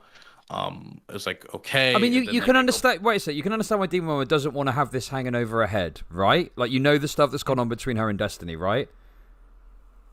I do know the stuff that's going on between her and Destiny. Yeah. Okay. Yeah, you do. So why were you doing it, and why with these serious topics? So you appreciate that she doesn't want to have another fucking fight with him in however many weeks or whatever, Oh, and think about how this was staggered too, right? Like it wasn't like it was a panel with I don't know, Demon Mama and a bunch of like Destiny orbiters like Riley Garris Rochon. She's not really an orbiter, but she is sort of now. I don't know, Xander Hall, maybe Vosh. I guess Vosh won't be on with Destiny. People like that, Rose Wrist, people like that. It was Destiny, and then in the moat you have random right-wing kook who can then like batter her, and then Destiny can come in and just like while she's distracted, just get in the jabs. Like it's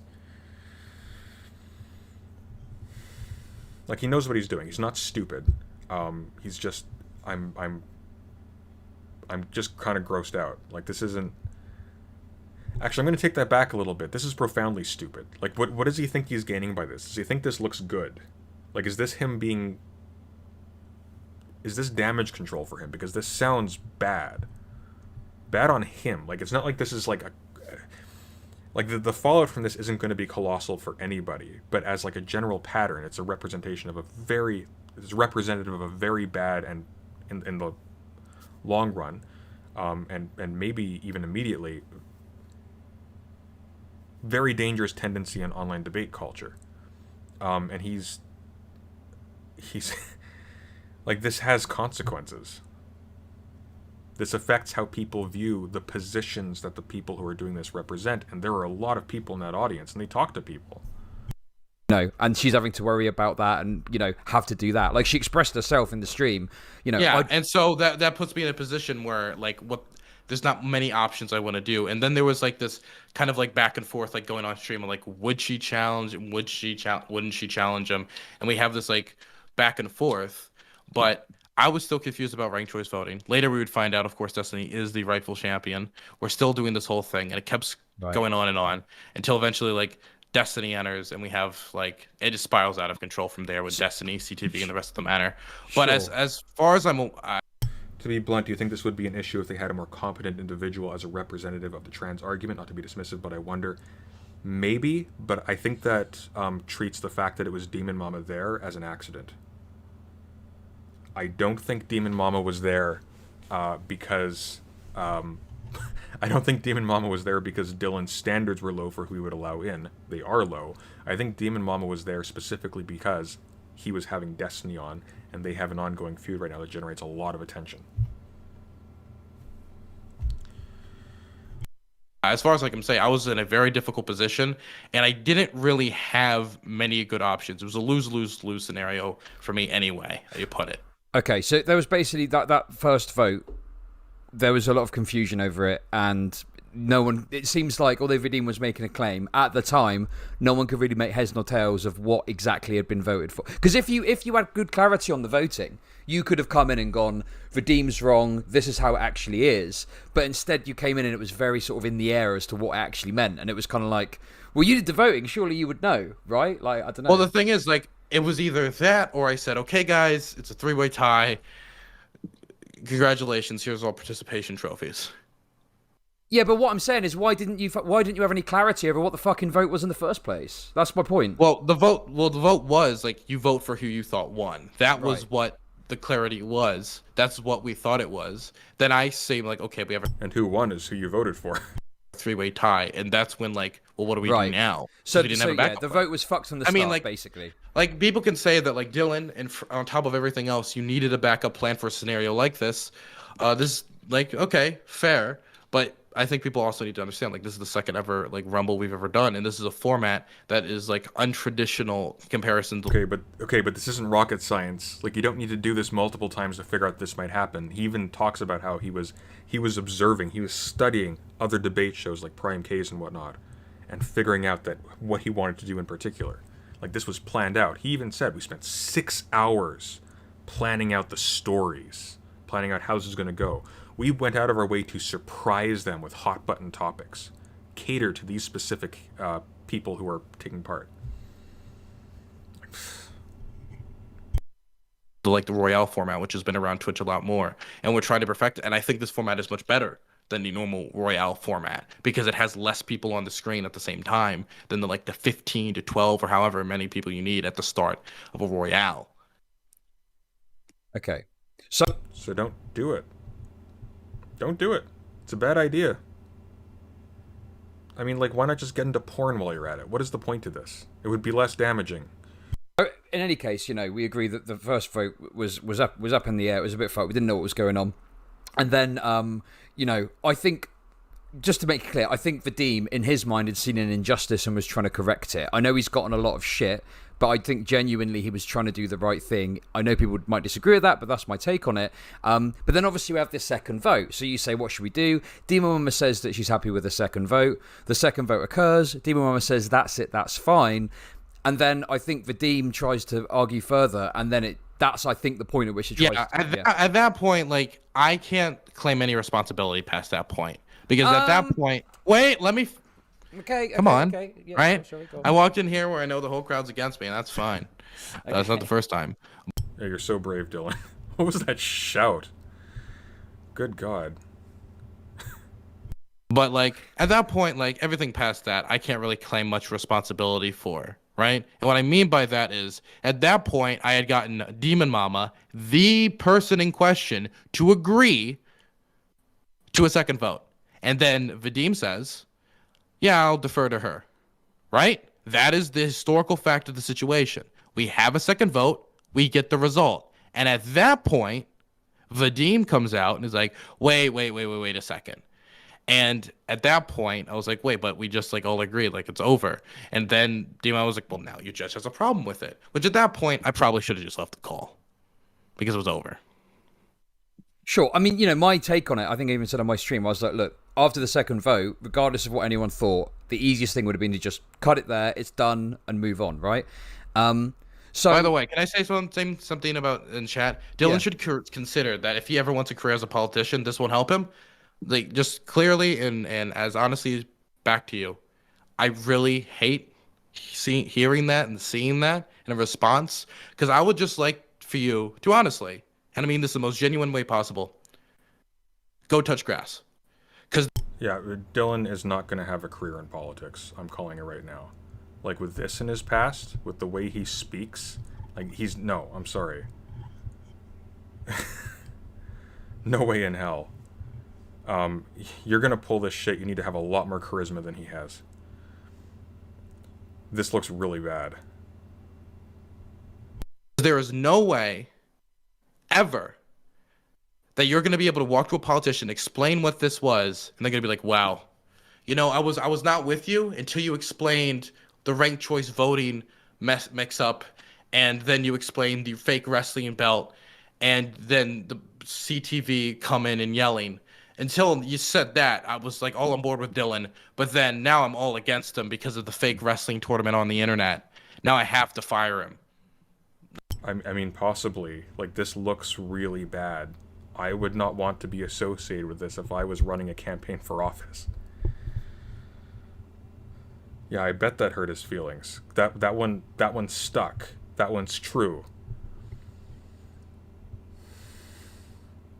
Frankly, I think my channel would hurt me if I ever wanted to. I'd never want to run for office. I can't imagine being dumb enough to want to run for office.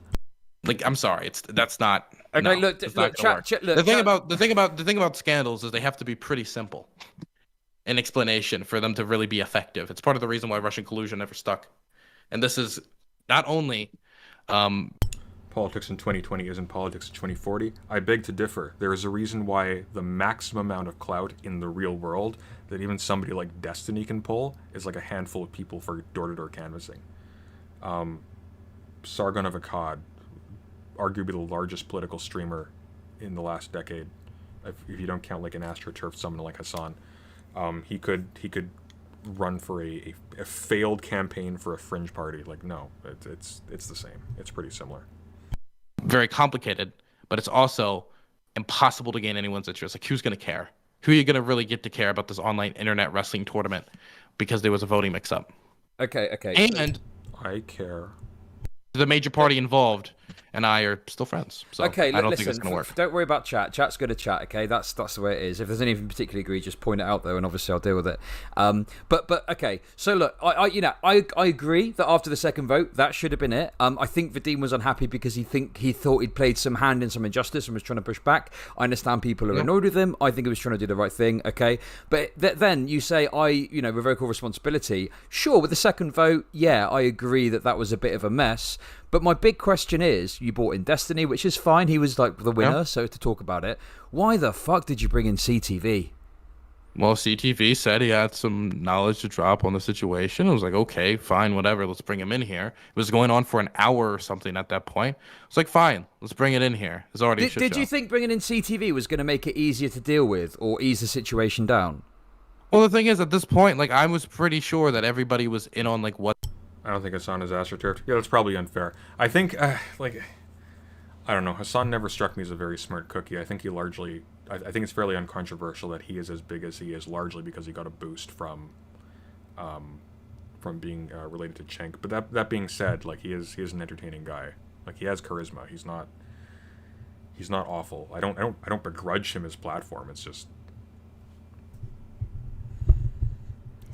he's just PewDiePie. He left the Young Turks to try streaming real time. Yeah. But I mean, why was he on the Young Turks, right? Like, what this show is. And at any point, CTV could have been kicked from the call. I didn't have power over the call. D-Mom at any point, anybody with control of the call could have kicked CTV, muted CTV, anything like that. Right, okay. I mean, I guess... Why didn't I kick him? I didn't have power over the call. You can add people to calls, but not kick them if you're like you can add, like, for example, if I added like Chud to the Hippy Dippy group tag for this Friday, he could be added. He can't kick people as far as I'm aware. Can you? No, I can't. But okay, look. Okay. Look, here's the problem I've got though, right? Is like, you know, it's obviously getting quite a hostile situation, and you've just kind of said yourself there that, you know, it's for the show and you're bringing CTV and it's a wrestling thing. So you're basically doing it for the drama, right? Well, like, you're not like large part. Yeah, it's entertainment. That's exactly. how I viewed it. Yeah. It's just entertainment. So it's just how it is. We just have to do this. It's like, no, you set the terms of this. This is your show. You could have not done this. It was entertainment, as far as I knew, that everybody was in on it. But it's gone. No, everybody was not in on it. You admitted that numerous of the majority of the points were surprises. You admitted that in the background you had these secret storyboards being written up for how you wanted the conversation to go, for who was getting kicked off where, for what kinds of like magical moments were going to take place. Past entertainment, right? Vadim's fucking frustrated, okay? You're arguing. Like, I just don't understand how you kind of didn't see. Well, look, I couldn't tell if people, like, it was hard for me. Like, look, at that point, I did not know if anybody was like genuine. God, I love Chudlogic right now. Yeah, it is stupid.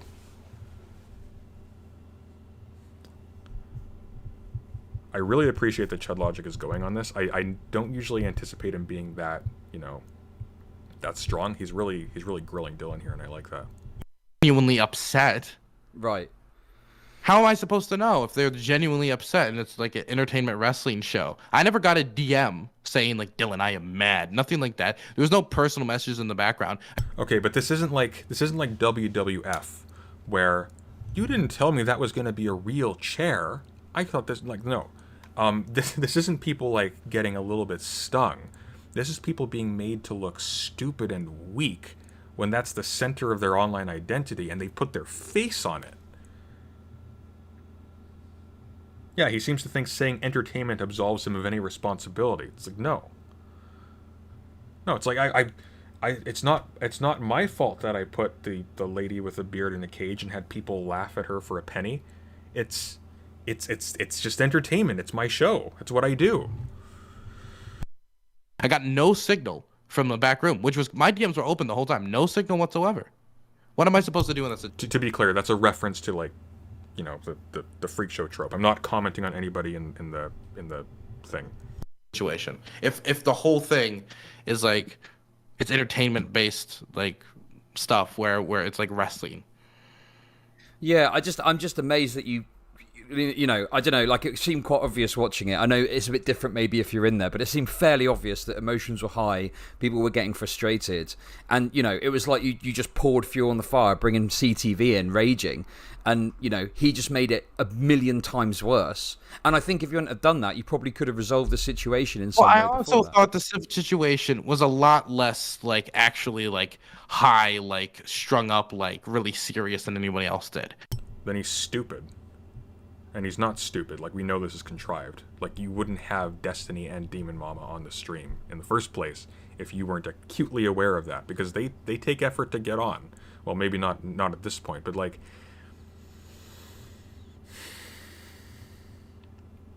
yeah, this is making me mad. I hate when people are weasels like this. I really do.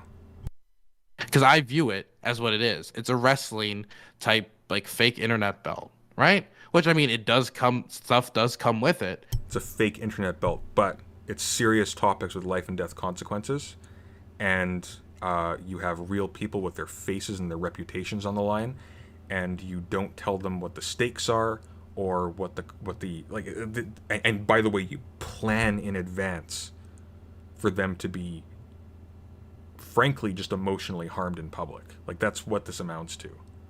This is actually really serious. Oh, hi, Bread of Life.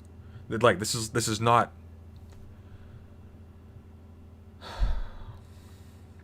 Like, imagine if that was somebody you cared about who was going through that. Like, it's or like a kid. Because some of these people are, like, around Dylan's age. Like, this is...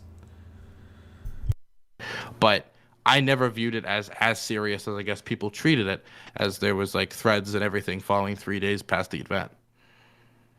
Yeah, I mean, it's just because obviously at some point you did recognize, but it just happened so late that all this shit. Yeah, it happened. was like really late. Yeah, you could even see me realize like this is wrestling, right? Like I was like trying to be clear, and the people and I hear, yeah, we understand. I was like, okay, like if y'all understand.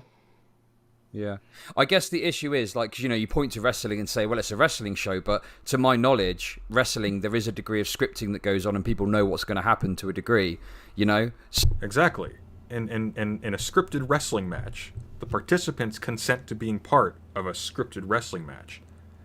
They know it's on rails, and they agree in advance to what is determined is going to happen, with or without ultimately their they agree to the script, but this script is a secret because he wants to create magical moments. He wants to be the one who has destiny or even the reverse. He just wants to have one person just crush the other person, and he wants to be the person with a license to that footage. So, and the thing is like, we're not just talking about acting as a wrestler here. Like, CTV is someone who does have some kind...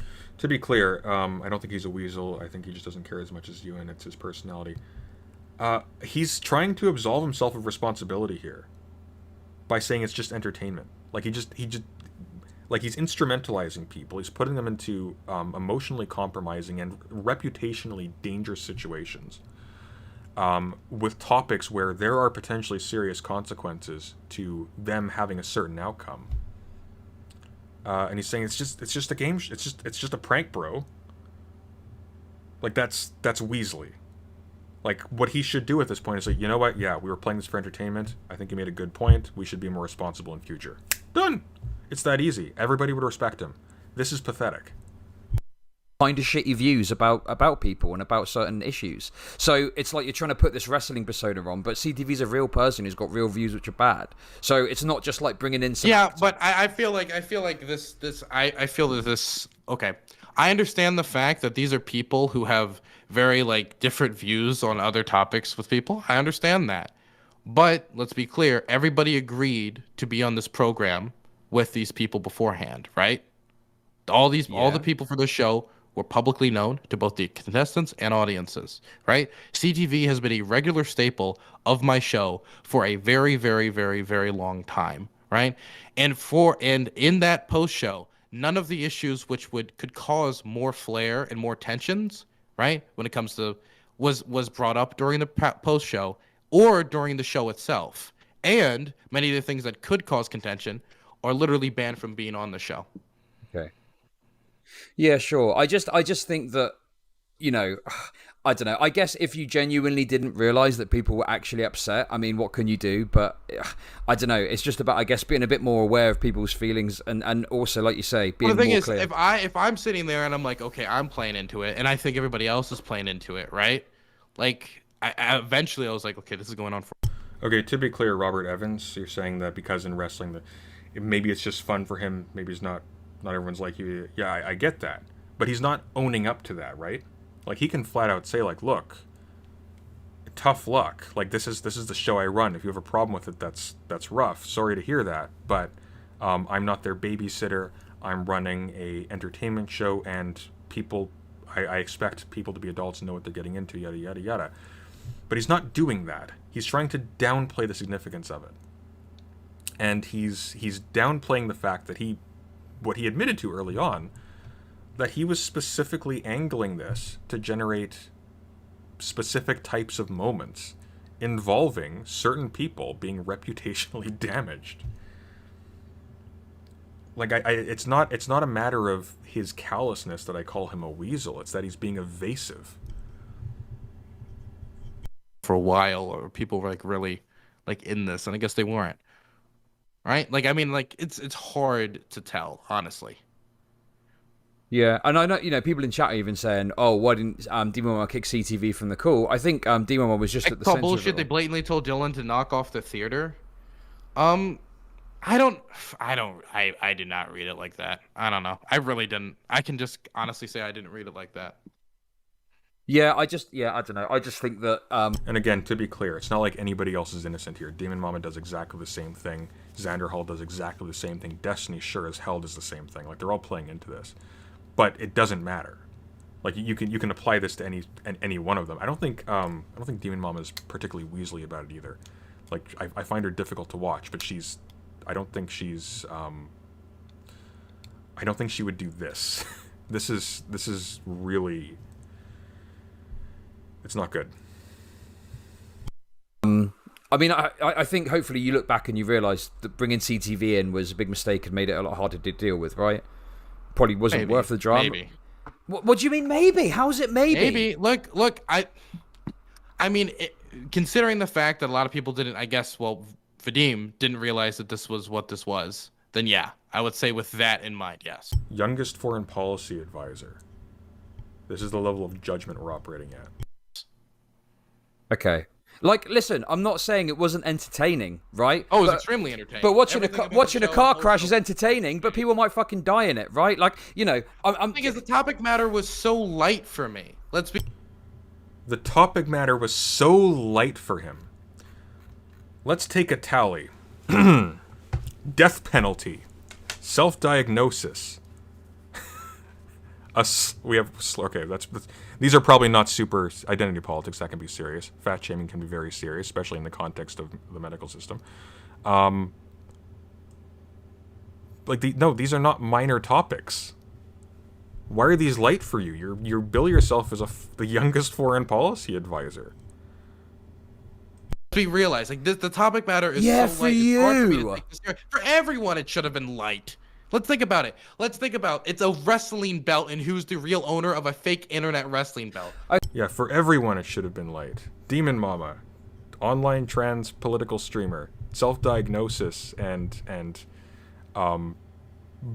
medical bias and poverty. These are light issues for you, right? Because it's a wrestling match. It's just that easy.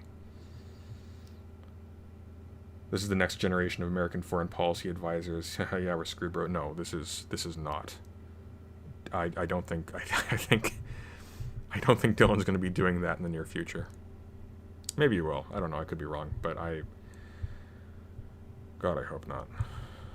Like, is that really that serious of a topic? Well, look, that serious of a topic deserves 3 days of threads and all this nonsense? Sure, I guess. Look, okay, of course, I think that some of the threads and stuff, people get very. He literally has the death penalty in there. Like, how much more serious can you get? What would be a serious topic for Dylan? Oh, it would be a topic that personally affects him, of course. Very into it, and there's all these threads and stuff. I get that, but there's people in that call like Vadim who genuinely thought some injustice had occurred, which obviously I didn't realize, and has been explained to Vadim post fact, right? That obviously this is what the program was.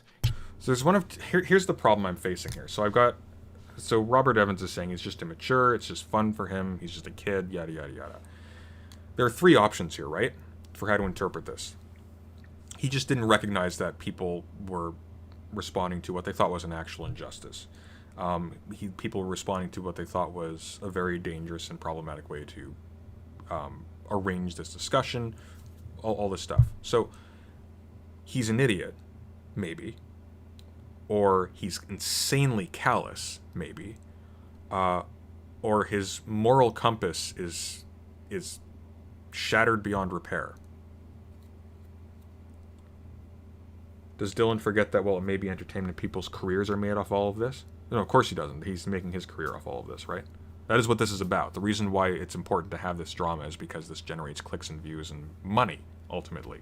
This is what keeps you from having to work.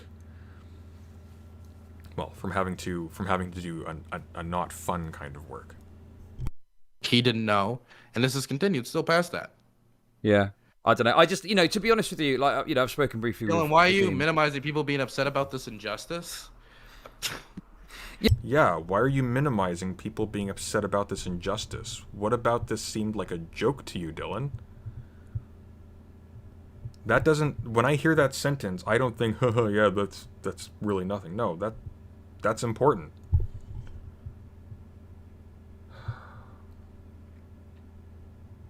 No matter how he may have misinterpreted people's feelings on the matter, him bringing these serious topics to a WWE game show is reprehensible no matter how one frames it. It's irresponsible. Like, there's no way to defend it. Like, the best he can do is defend him, saying he's dumb because he's a kid, or he's callous because he's a kid. But he's not a kid. He's 20 years old. You know, the thing is, I can't even tell if that person's it's joking not, or but not. the thing is, That's it's a sad thing. okay. I read it like it's a joke, but I can't tell if that's a joke or not. I don't like this fact that, you know, there was a heated topic. Demon One was a subject of conversation. She, you know, was put under all this pressure, and then at the end, it turns out like she might have won. It turns out she didn't, but she might have won. And look, like I don't like Demon Mama. She does exactly the same thing Dylan does. She goes for outrage. She tries to gut people publicly. She does bad stuff. I don't like how she runs her channel. I don't like how she interacts with people. But in the context of this debate, she was the only trans representative on the panel, and she was dogpiled. And Dylan loved this because it got him clicks. Yeah, bye, JS. Thanks for joining us. It's like, why would you go into politics if you don't care about the political consequences of things like this? Make cat videos, for God's sake. There are easier ways to get money on YouTube. This is like the hardest one, but he's insisting on possibly the most destructive way to do it. And then that's questioned, and it's like, you know, but everyone's like, oh, it's just a wrestling belt. But it's like, but you can't have it fucking both ways, right? You can't be like, oh, it's just wrestling, it's just fun, and then talk about Also, these can I ask serious you a topics question? like self-diagnosis. Yes. Oh god, Chudlogic is killing it today. Or I guess, when was this? 22nd. This is a few days stale, isn't it? Doesn't matter. This is good. You can't do both. You know, you've got to own up to the fact that there is a degree of seriousness in this. Wait. Of course, there's a degree of seriousness because of the topics being discussed, right? Yeah. But let's be clear. This happens with entertainment all the time. You look at Jerry Springer, you look at any movie, you look at actual wrestling. Yeah, Jerry Springer was bad. Jerry Springer was really bad. You have these desperate people coming on to make fools of themselves in public because you promised them a few $100s because they're poor. Like, this is what we're aspiring to now. Like, this is the abyss. The WWE made its mark by talking about real political topics. Made its mark. I mean, look at the Kuwait. The thing is, and there was nothing even comparable to what the WWE. Like, look at what they did with the Kuwait War. They had Sergeant Slaughter turn heel and be a Saddam Hussein supporter. Saddam Hussein went into Kuwait and literally put people on fucking lampposts and shot them, executed the Kuwaiti opposition. Like, they launched missiles at Israel that killed civilians, right? Like, that is an extremely serious topic. What I talked about, like the most serious topic we talked about that whole panel was the Cuban sanctions one, and that wasn't even one that got particularly heated. It's only serious because, again, he's a foreign policy guy. I think he just doesn't... Does he just not care about people? Like, is that what this amounts to? Like, this is like... I wonder if that's what's going on here. I wonder if... Like, sorry, let me rephrase that. Not that he doesn't care about people, but, like...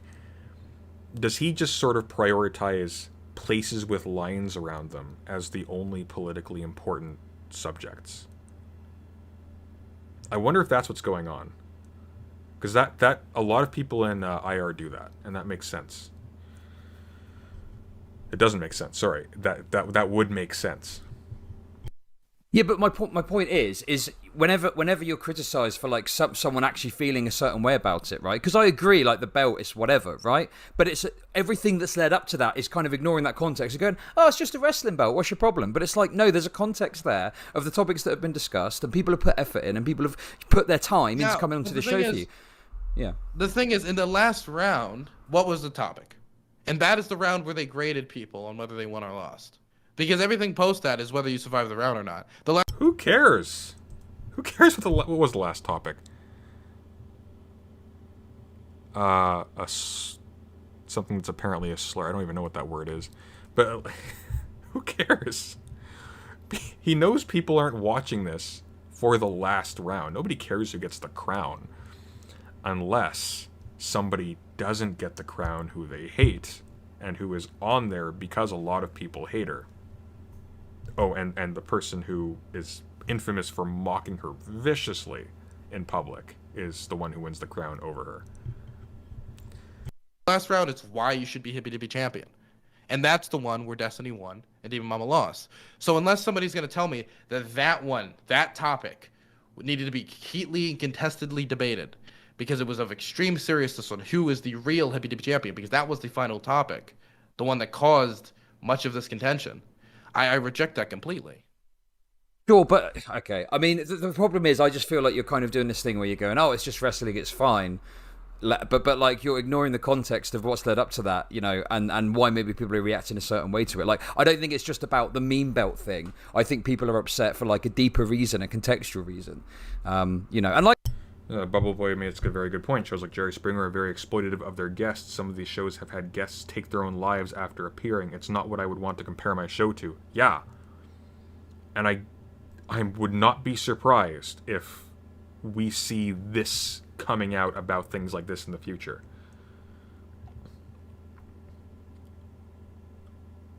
Why did he even have to just say that Demon Mama lost? I actually didn't catch that.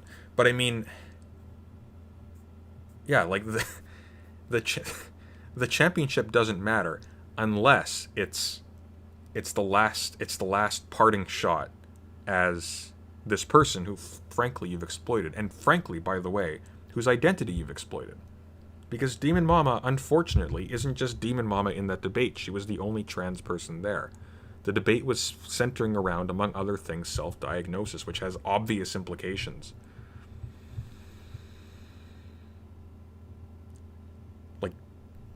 Ugh. Like I say, I think some of the extremities and people going on about it for days, yeah, sure, that's excessive, and I think those people need to just chill a little bit. But I think that, you know, just appreciating that people do get invested in it. What's that? Sorry. The fake gay hanging with black women. Oh yeah. Well, that message that you got. I mean, obviously that was terrible, you know, and yeah, it's whatever. That level of getting engaged in it is just silly. But the thing is, obviously, like my point. The whole, if anybody was paying attention, which Demon Mama, and I know certainly was, and definitely anybody who had to do a shoot promo, definitely had to, knew that I was the bad guy. Everybody knew that, and unless you were not briefed beforehand, or you consume the content, and I guess are just not particularly like good at picking up what's real and what's not real. Which I think breaking into Vosh's home should have been an obvious kicker for that, right? And I think everybody should have known that. And with the Zan moment and with the way I acted towards that, it was me playing into that under the assumption that everybody else understood what was going on. And I checked later in that period to make sure that everybody understood what was going on. Was like, does everybody understand this is wrestling? My intention was never to hurt anybody. And I've said that I'm going to do my best going forward. No, you just didn't care if you did. I don't think anybody thinks that you're going out of your way to hurt people. I think, well, let me rephrase that. I don't think anybody's saying that you're going out of your way to hurt people for the sheer joy of hurting people. I think you're going out of your way to hurt people for the money that other people get out of the for the money that you will get from clicks from people who take joy out of watching people hurt people.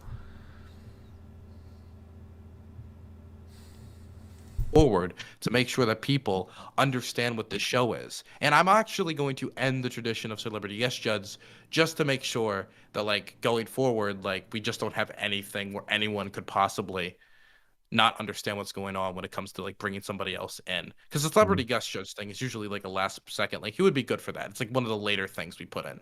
So like, we're probably going to end doing that in the future. Okay. Fuck your intentions. You cause real life actual harm. I mean, I feel like that's just being I feel that's ridiculous. Like, real life actual harm. Like, I think look, I think the one thing to bear in mind. This guy, to be clear, was posting on Twitter a little while ago about the harm accrued from having to debate somebody who was attacking him for being gay, right? Like, the idea that he is not aware of the harm that this stuff can do is preposterous. He knows. I'm not getting on him, to be clear, for making that stuff public. I don't have an issue with that. But, like, that demonstrates that he understands what the stakes are. For him just to not care when it's somebody else. I'm assuming that he's not being cynical there, but it's like...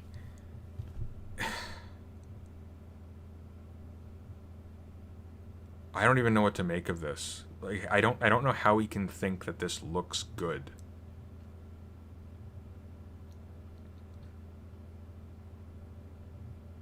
Like, does he think that, like, reputational harm is not harmful?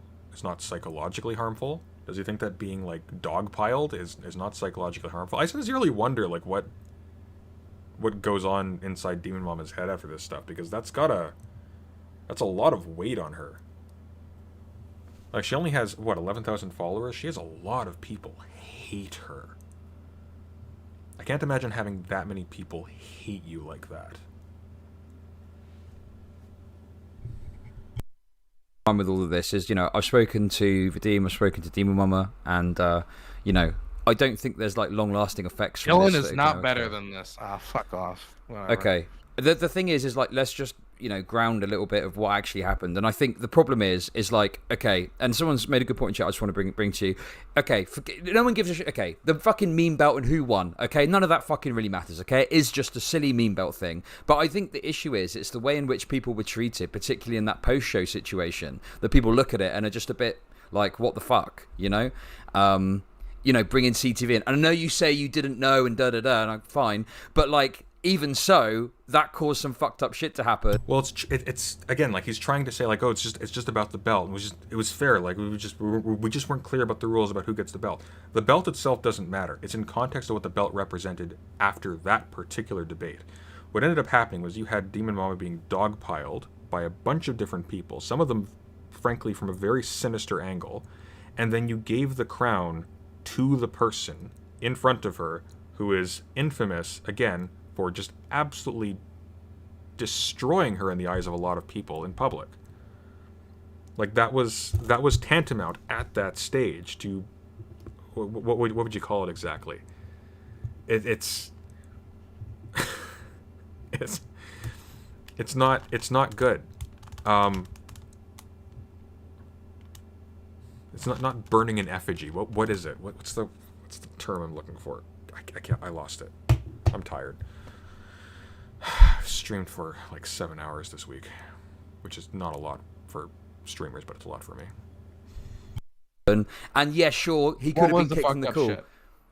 Well, the fucking Demon Mama getting fucking shouted at by CTV, like, and obviously made to feel a certain way. Yes. You don't think that's going to have an impact on her at all, or even other people in the call, like Vadim?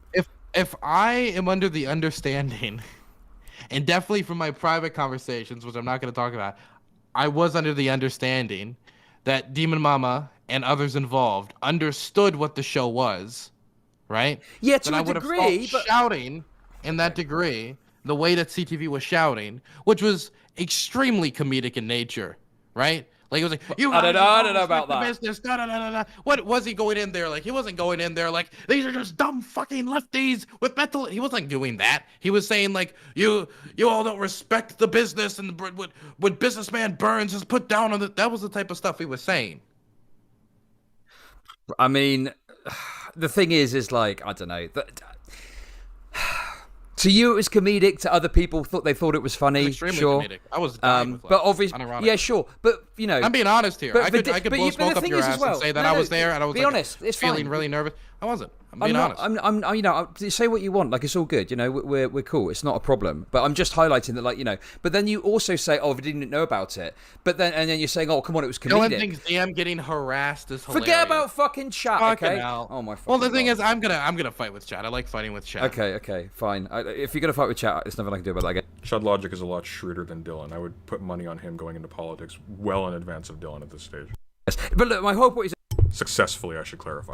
That's right. So you, on the one hand, are saying, oh, everyone, it was a wrestling show, da-da-da-da-da. But then when Vadim and CTV are going at it, and you've recognised yourself that Vadim didn't know what was going on, you were just sat there going, oh, this is all good fun. When they were like, literally... I didn't know Vadim said fucking CTV was an alcoholic. Are you fucking kidding me? Like, what? I didn't know. People say shit like that all the time.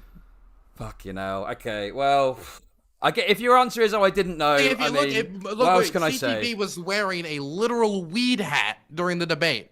What the fuck's that got to do with anything? Because he had his substances literally on his arm. What? That and he took it on the chin and he kept going. He didn't respond. I don't give a shit about his hat. That was a really serious thing. Oh my god. I don't give a shit about his fucking hat, okay? What is this? No, but like, okay, so answer my question, right? So you say Vadim didn't know what was going on, right? So how is it now you're saying, oh, I thought everyone was in on it, and then Vadim and CTV are having this fractious chat, and at no point do you think to go, maybe this isn't working out how I was thinking it was going to? I didn't think about Vadim not... You didn't think, precisely. I know this is off topic. What is your opinion of unlearning economics? I don't want to think about economics for another week. Bubble Boy says, after this, Demon Mama has said she's basically staying out of panel stuff from now on. Probably for her own good. Probably a good idea. I mean, I'll host her. Not that she'd have any reason to. But she'd be treated better. I'm losing a lot of respect for Dylan from this. I've lost all respect for Dylan from this. God damn. This has been hard to listen to, honestly. Like, I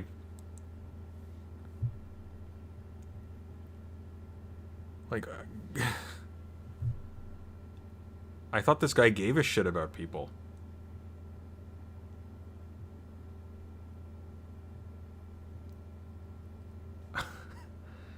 Literally just not a smart person. No, Dylan is a smart person, and like, he has a natural cleverness. Like, he could be great. If he had, I don't know, like, any sort of greatness of spirit, but like, no, he's Weasley and evasive and irresponsible, and on top of all that, uncharismatic. Like, he's been given a lot of breaks by people because he's young, he's had a rough time of it with a lot of things, and he has an interesting portfolio. But, like, this is just... It doesn't matter what you are if you're doing this.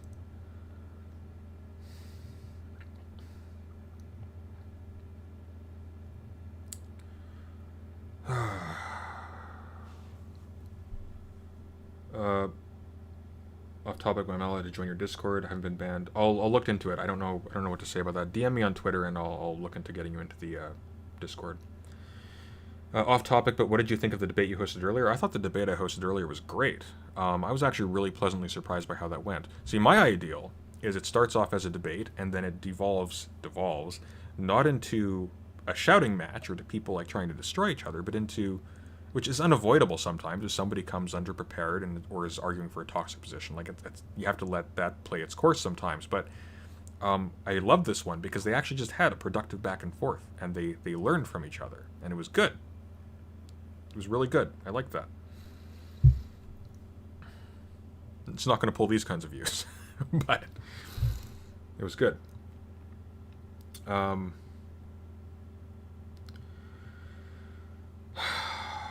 did have respect for Dylan to begin with.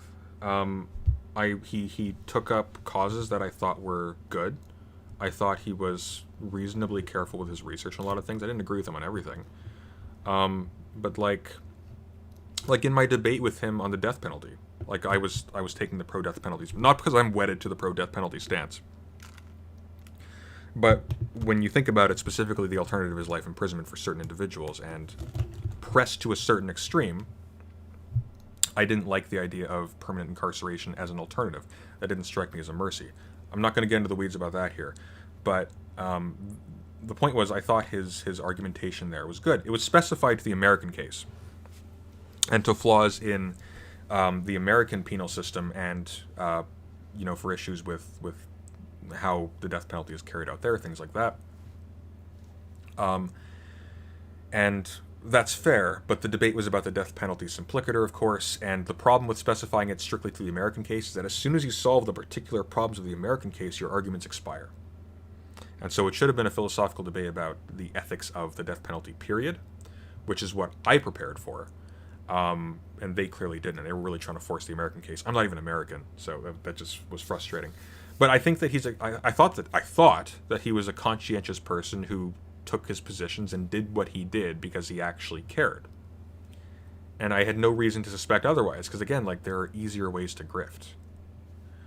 But this is low. This is just low. Chudlogic with his silly Twitter drama show demonstrates significantly more seriousness and responsibility than this.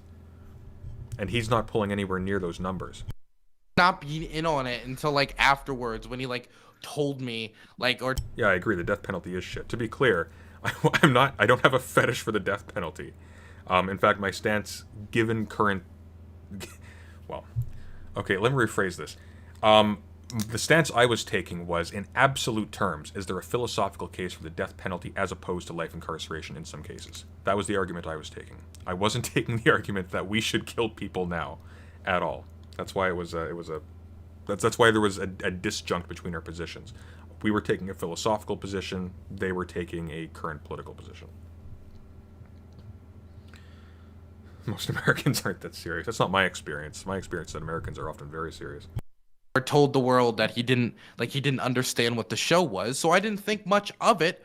Besides, it was in. Okay, to be clear, Dylan is not a bad person. Dylan is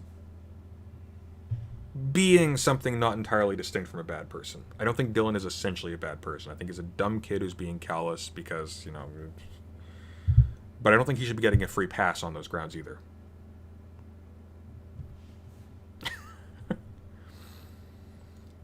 Exactly, it was very nuanced death penalty. To be clear, I'm anti the death penalty. We were arguing the affirmative philosophically.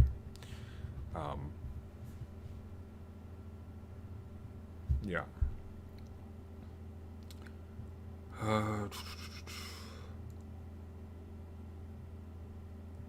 I wonder if he's just genuinely not aware of the possibility, reality of other people being hurt. I mean, you could have said that at the beginning of the stream, but he's now been explained to ad nauseum how that's the case, and he's brushed it off. Entertainment. Right. Okay. Now you can get angry at me for like maybe being like socially idiotic, right? And not being able to pick up on it. But nobody could be like, well, Dylan had the intention of trying to like hurt all these people, because I didn't. Okay, sure. But the thing is, right? No, those were extrinsic ends. Sorry, not extrinsic ends. That was just collateral damage. Well, no, yeah, that was a tertiary end.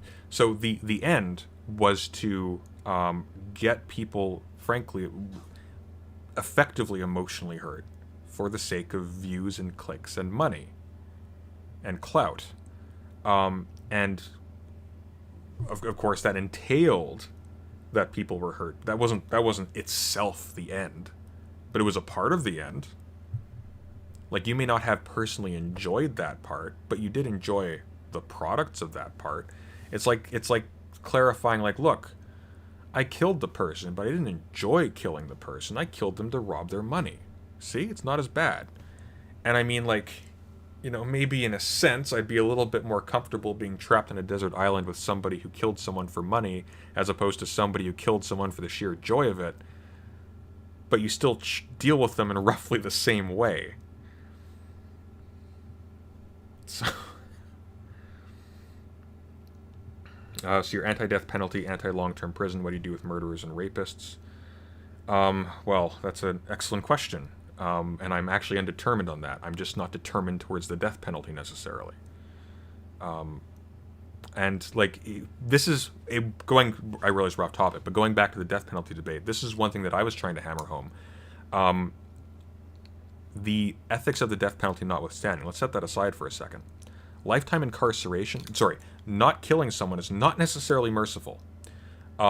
People will kill themselves sometimes to avoid the more humane option that we present to them instead. Lifetime imprisonment is extraordinarily cruel.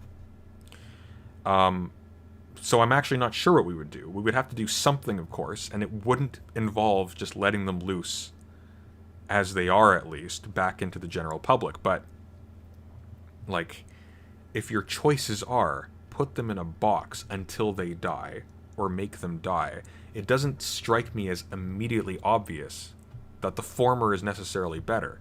Now, the argument that I would put forward then is that, well, like, we shouldn't be just putting people into a box. Like, we should be, like, I think people like that should ultimately be treated. Now, that gets tricky because now you're hijacking, again, you end up hijacking people's, well, you're explicitly disavowing their willingness, their culpability. You're saying you didn't just make an evil decision, which confers dignity, whether or not it's absurd, because there is an argument for them not ultimately, in some serious sense, willfully making those decisions, possibly. But what you're in effect telling them is, you are sick, and we are going to cure you. We are going to cure your mind. Your evil will is a symptom. It's not evil, it's sick. And maybe that's true, but it's really denigrating. We can acknowledge that we're doing that. I would be happy if we were just straight up with what we were doing at the end of the day. You could put them in a box, and if they can't take it, yeah, no, I don't think putting someone in a box and then letting them consent to being killed if the torture is too much is a humane choice. That doesn't I think that was actually brought up in the debate by either Dylan or Ben, and or maybe it might have been somebody in the chat, but I don't think I don't think letting people consent to the death penalty because we have made life unlivable for them is, like, at a certain level, when we do cruelty to other people, we do damage to ourselves as well. Like, we make ourselves the kinds of things that we would not want to see prevail. And I think that we shouldn't do that. If you have more empathy for the perpetrator than the victim, what does it say about your position? Just curious. I don't think that's necessarily... I don't think you necessarily have to have more or less empathy for either. It's a balancing act. Like, I think justice does actually matter. And I think, again, a part of having empathy for the victim and their loved ones involves administering justice so they aren't suffering into perpetuity. And so that at a different level, a level that a lot of people just don't acknowledge, and maybe they're right in this, it's a difficult philosophical question, but whether or not the existence of that injustice at an above personal level constitutes a wrong that must be avoided. But it's complicated. But I don't think having no empathy for the culprit is good either. But we're getting off topic. Let's wrap this up because I wanna sleep, frankly. You didn't intend to hurt people, and that's great. But sometimes why did nobody? Here's the question: why did nobody send me a DM at any point saying like, Dylan, this is super serious? I don't know. Okay, let's look at this again. Death penalty, self-diagnosis, identity politics. I'm not even mentioning Cuba. These are serious issues. Why does somebody have to tell you this? You bill yourself as the world's youngest foreign policy advisor.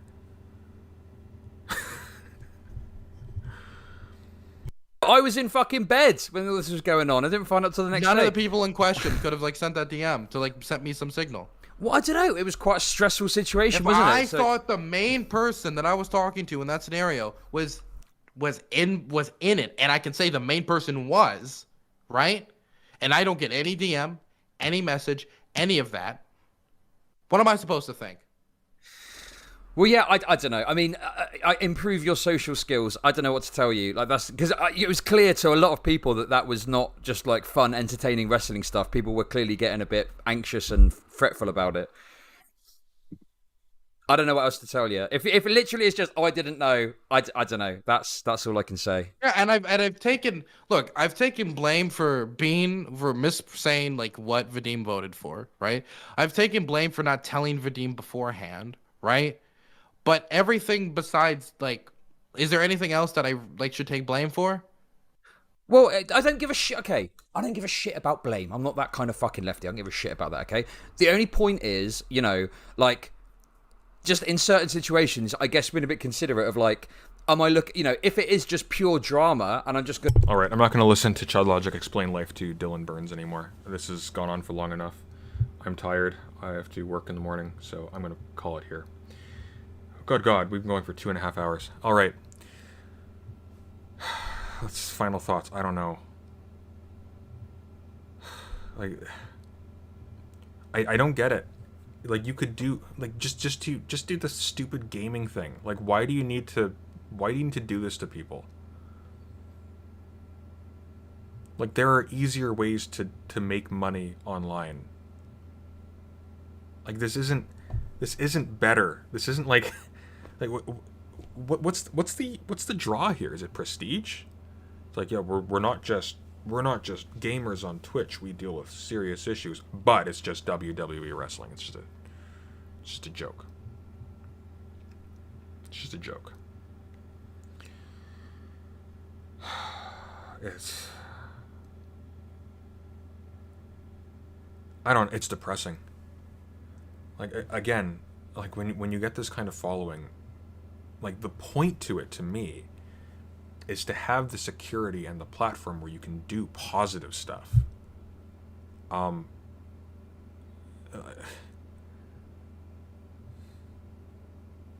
Instead, it's like I've gotten slightly larger. Now I can eat the small people. If Dylan wants to make it a wrestling show, he should get them into an actual ring and just have them fight, because it would actually probably cause less damage. Because this is gross. This is insanely irresponsible. It's unethical, and I do not think it is respectable at all. And I'm really disappointed in Dylan that he would be doing this. So, what are the easier ways to make money online? I don't know. Like, do the stupid Twitch game thing. Like, do what Destiny does 90% of the time, where it's just gaming and just chilling with friends, and you're being like the pseudo simulated friend in your room that you're just listening to chat in the background while you're doing your own thing, pretending you're not utterly alone in the universe. Anything. Do I want people to punch trans people? I have a feeling. I'm just like, Demon Mom is like, she's tall, right? She's got, I think she could hold her own. I think she could hold her own there.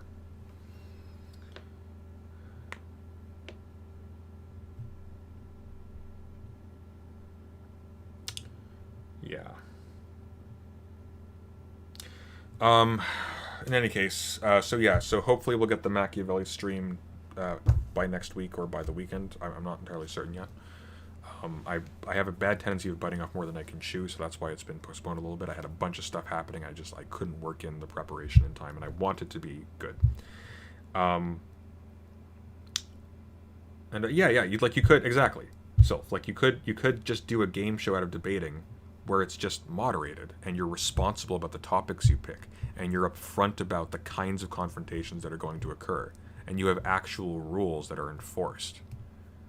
Like, this becomes intolerable to everybody. I don't think anybody enjoys these. I think they just watch them waiting for the moment when someone like Demon Mama clashes with someone like Destiny, and one of them just gets emotionally wrecked. Does President Sunday have a TikTok, or more importantly, an OnlyFans? Actually, funny story. So when I made a bunch of videos, well, not funny. When I made a bunch of videos critiquing the academic agent, one of his followers actually made an OnlyFans for President Sunday. I have no idea what's on it, or if it's even called that anymore, but that does technically exist.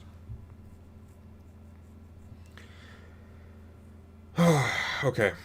So Machiavelli stream at some point in the near future. And I will be talking to Zanzi on Thursday, unless that falls through, on his left-thinking Twitch channel. So give that a look. And I've been plugging him like crazy, but check Zan. His stuff's really good. But I won't thank you all for watching this, because it seems kind of perverse. But have a good night, everybody. Take care.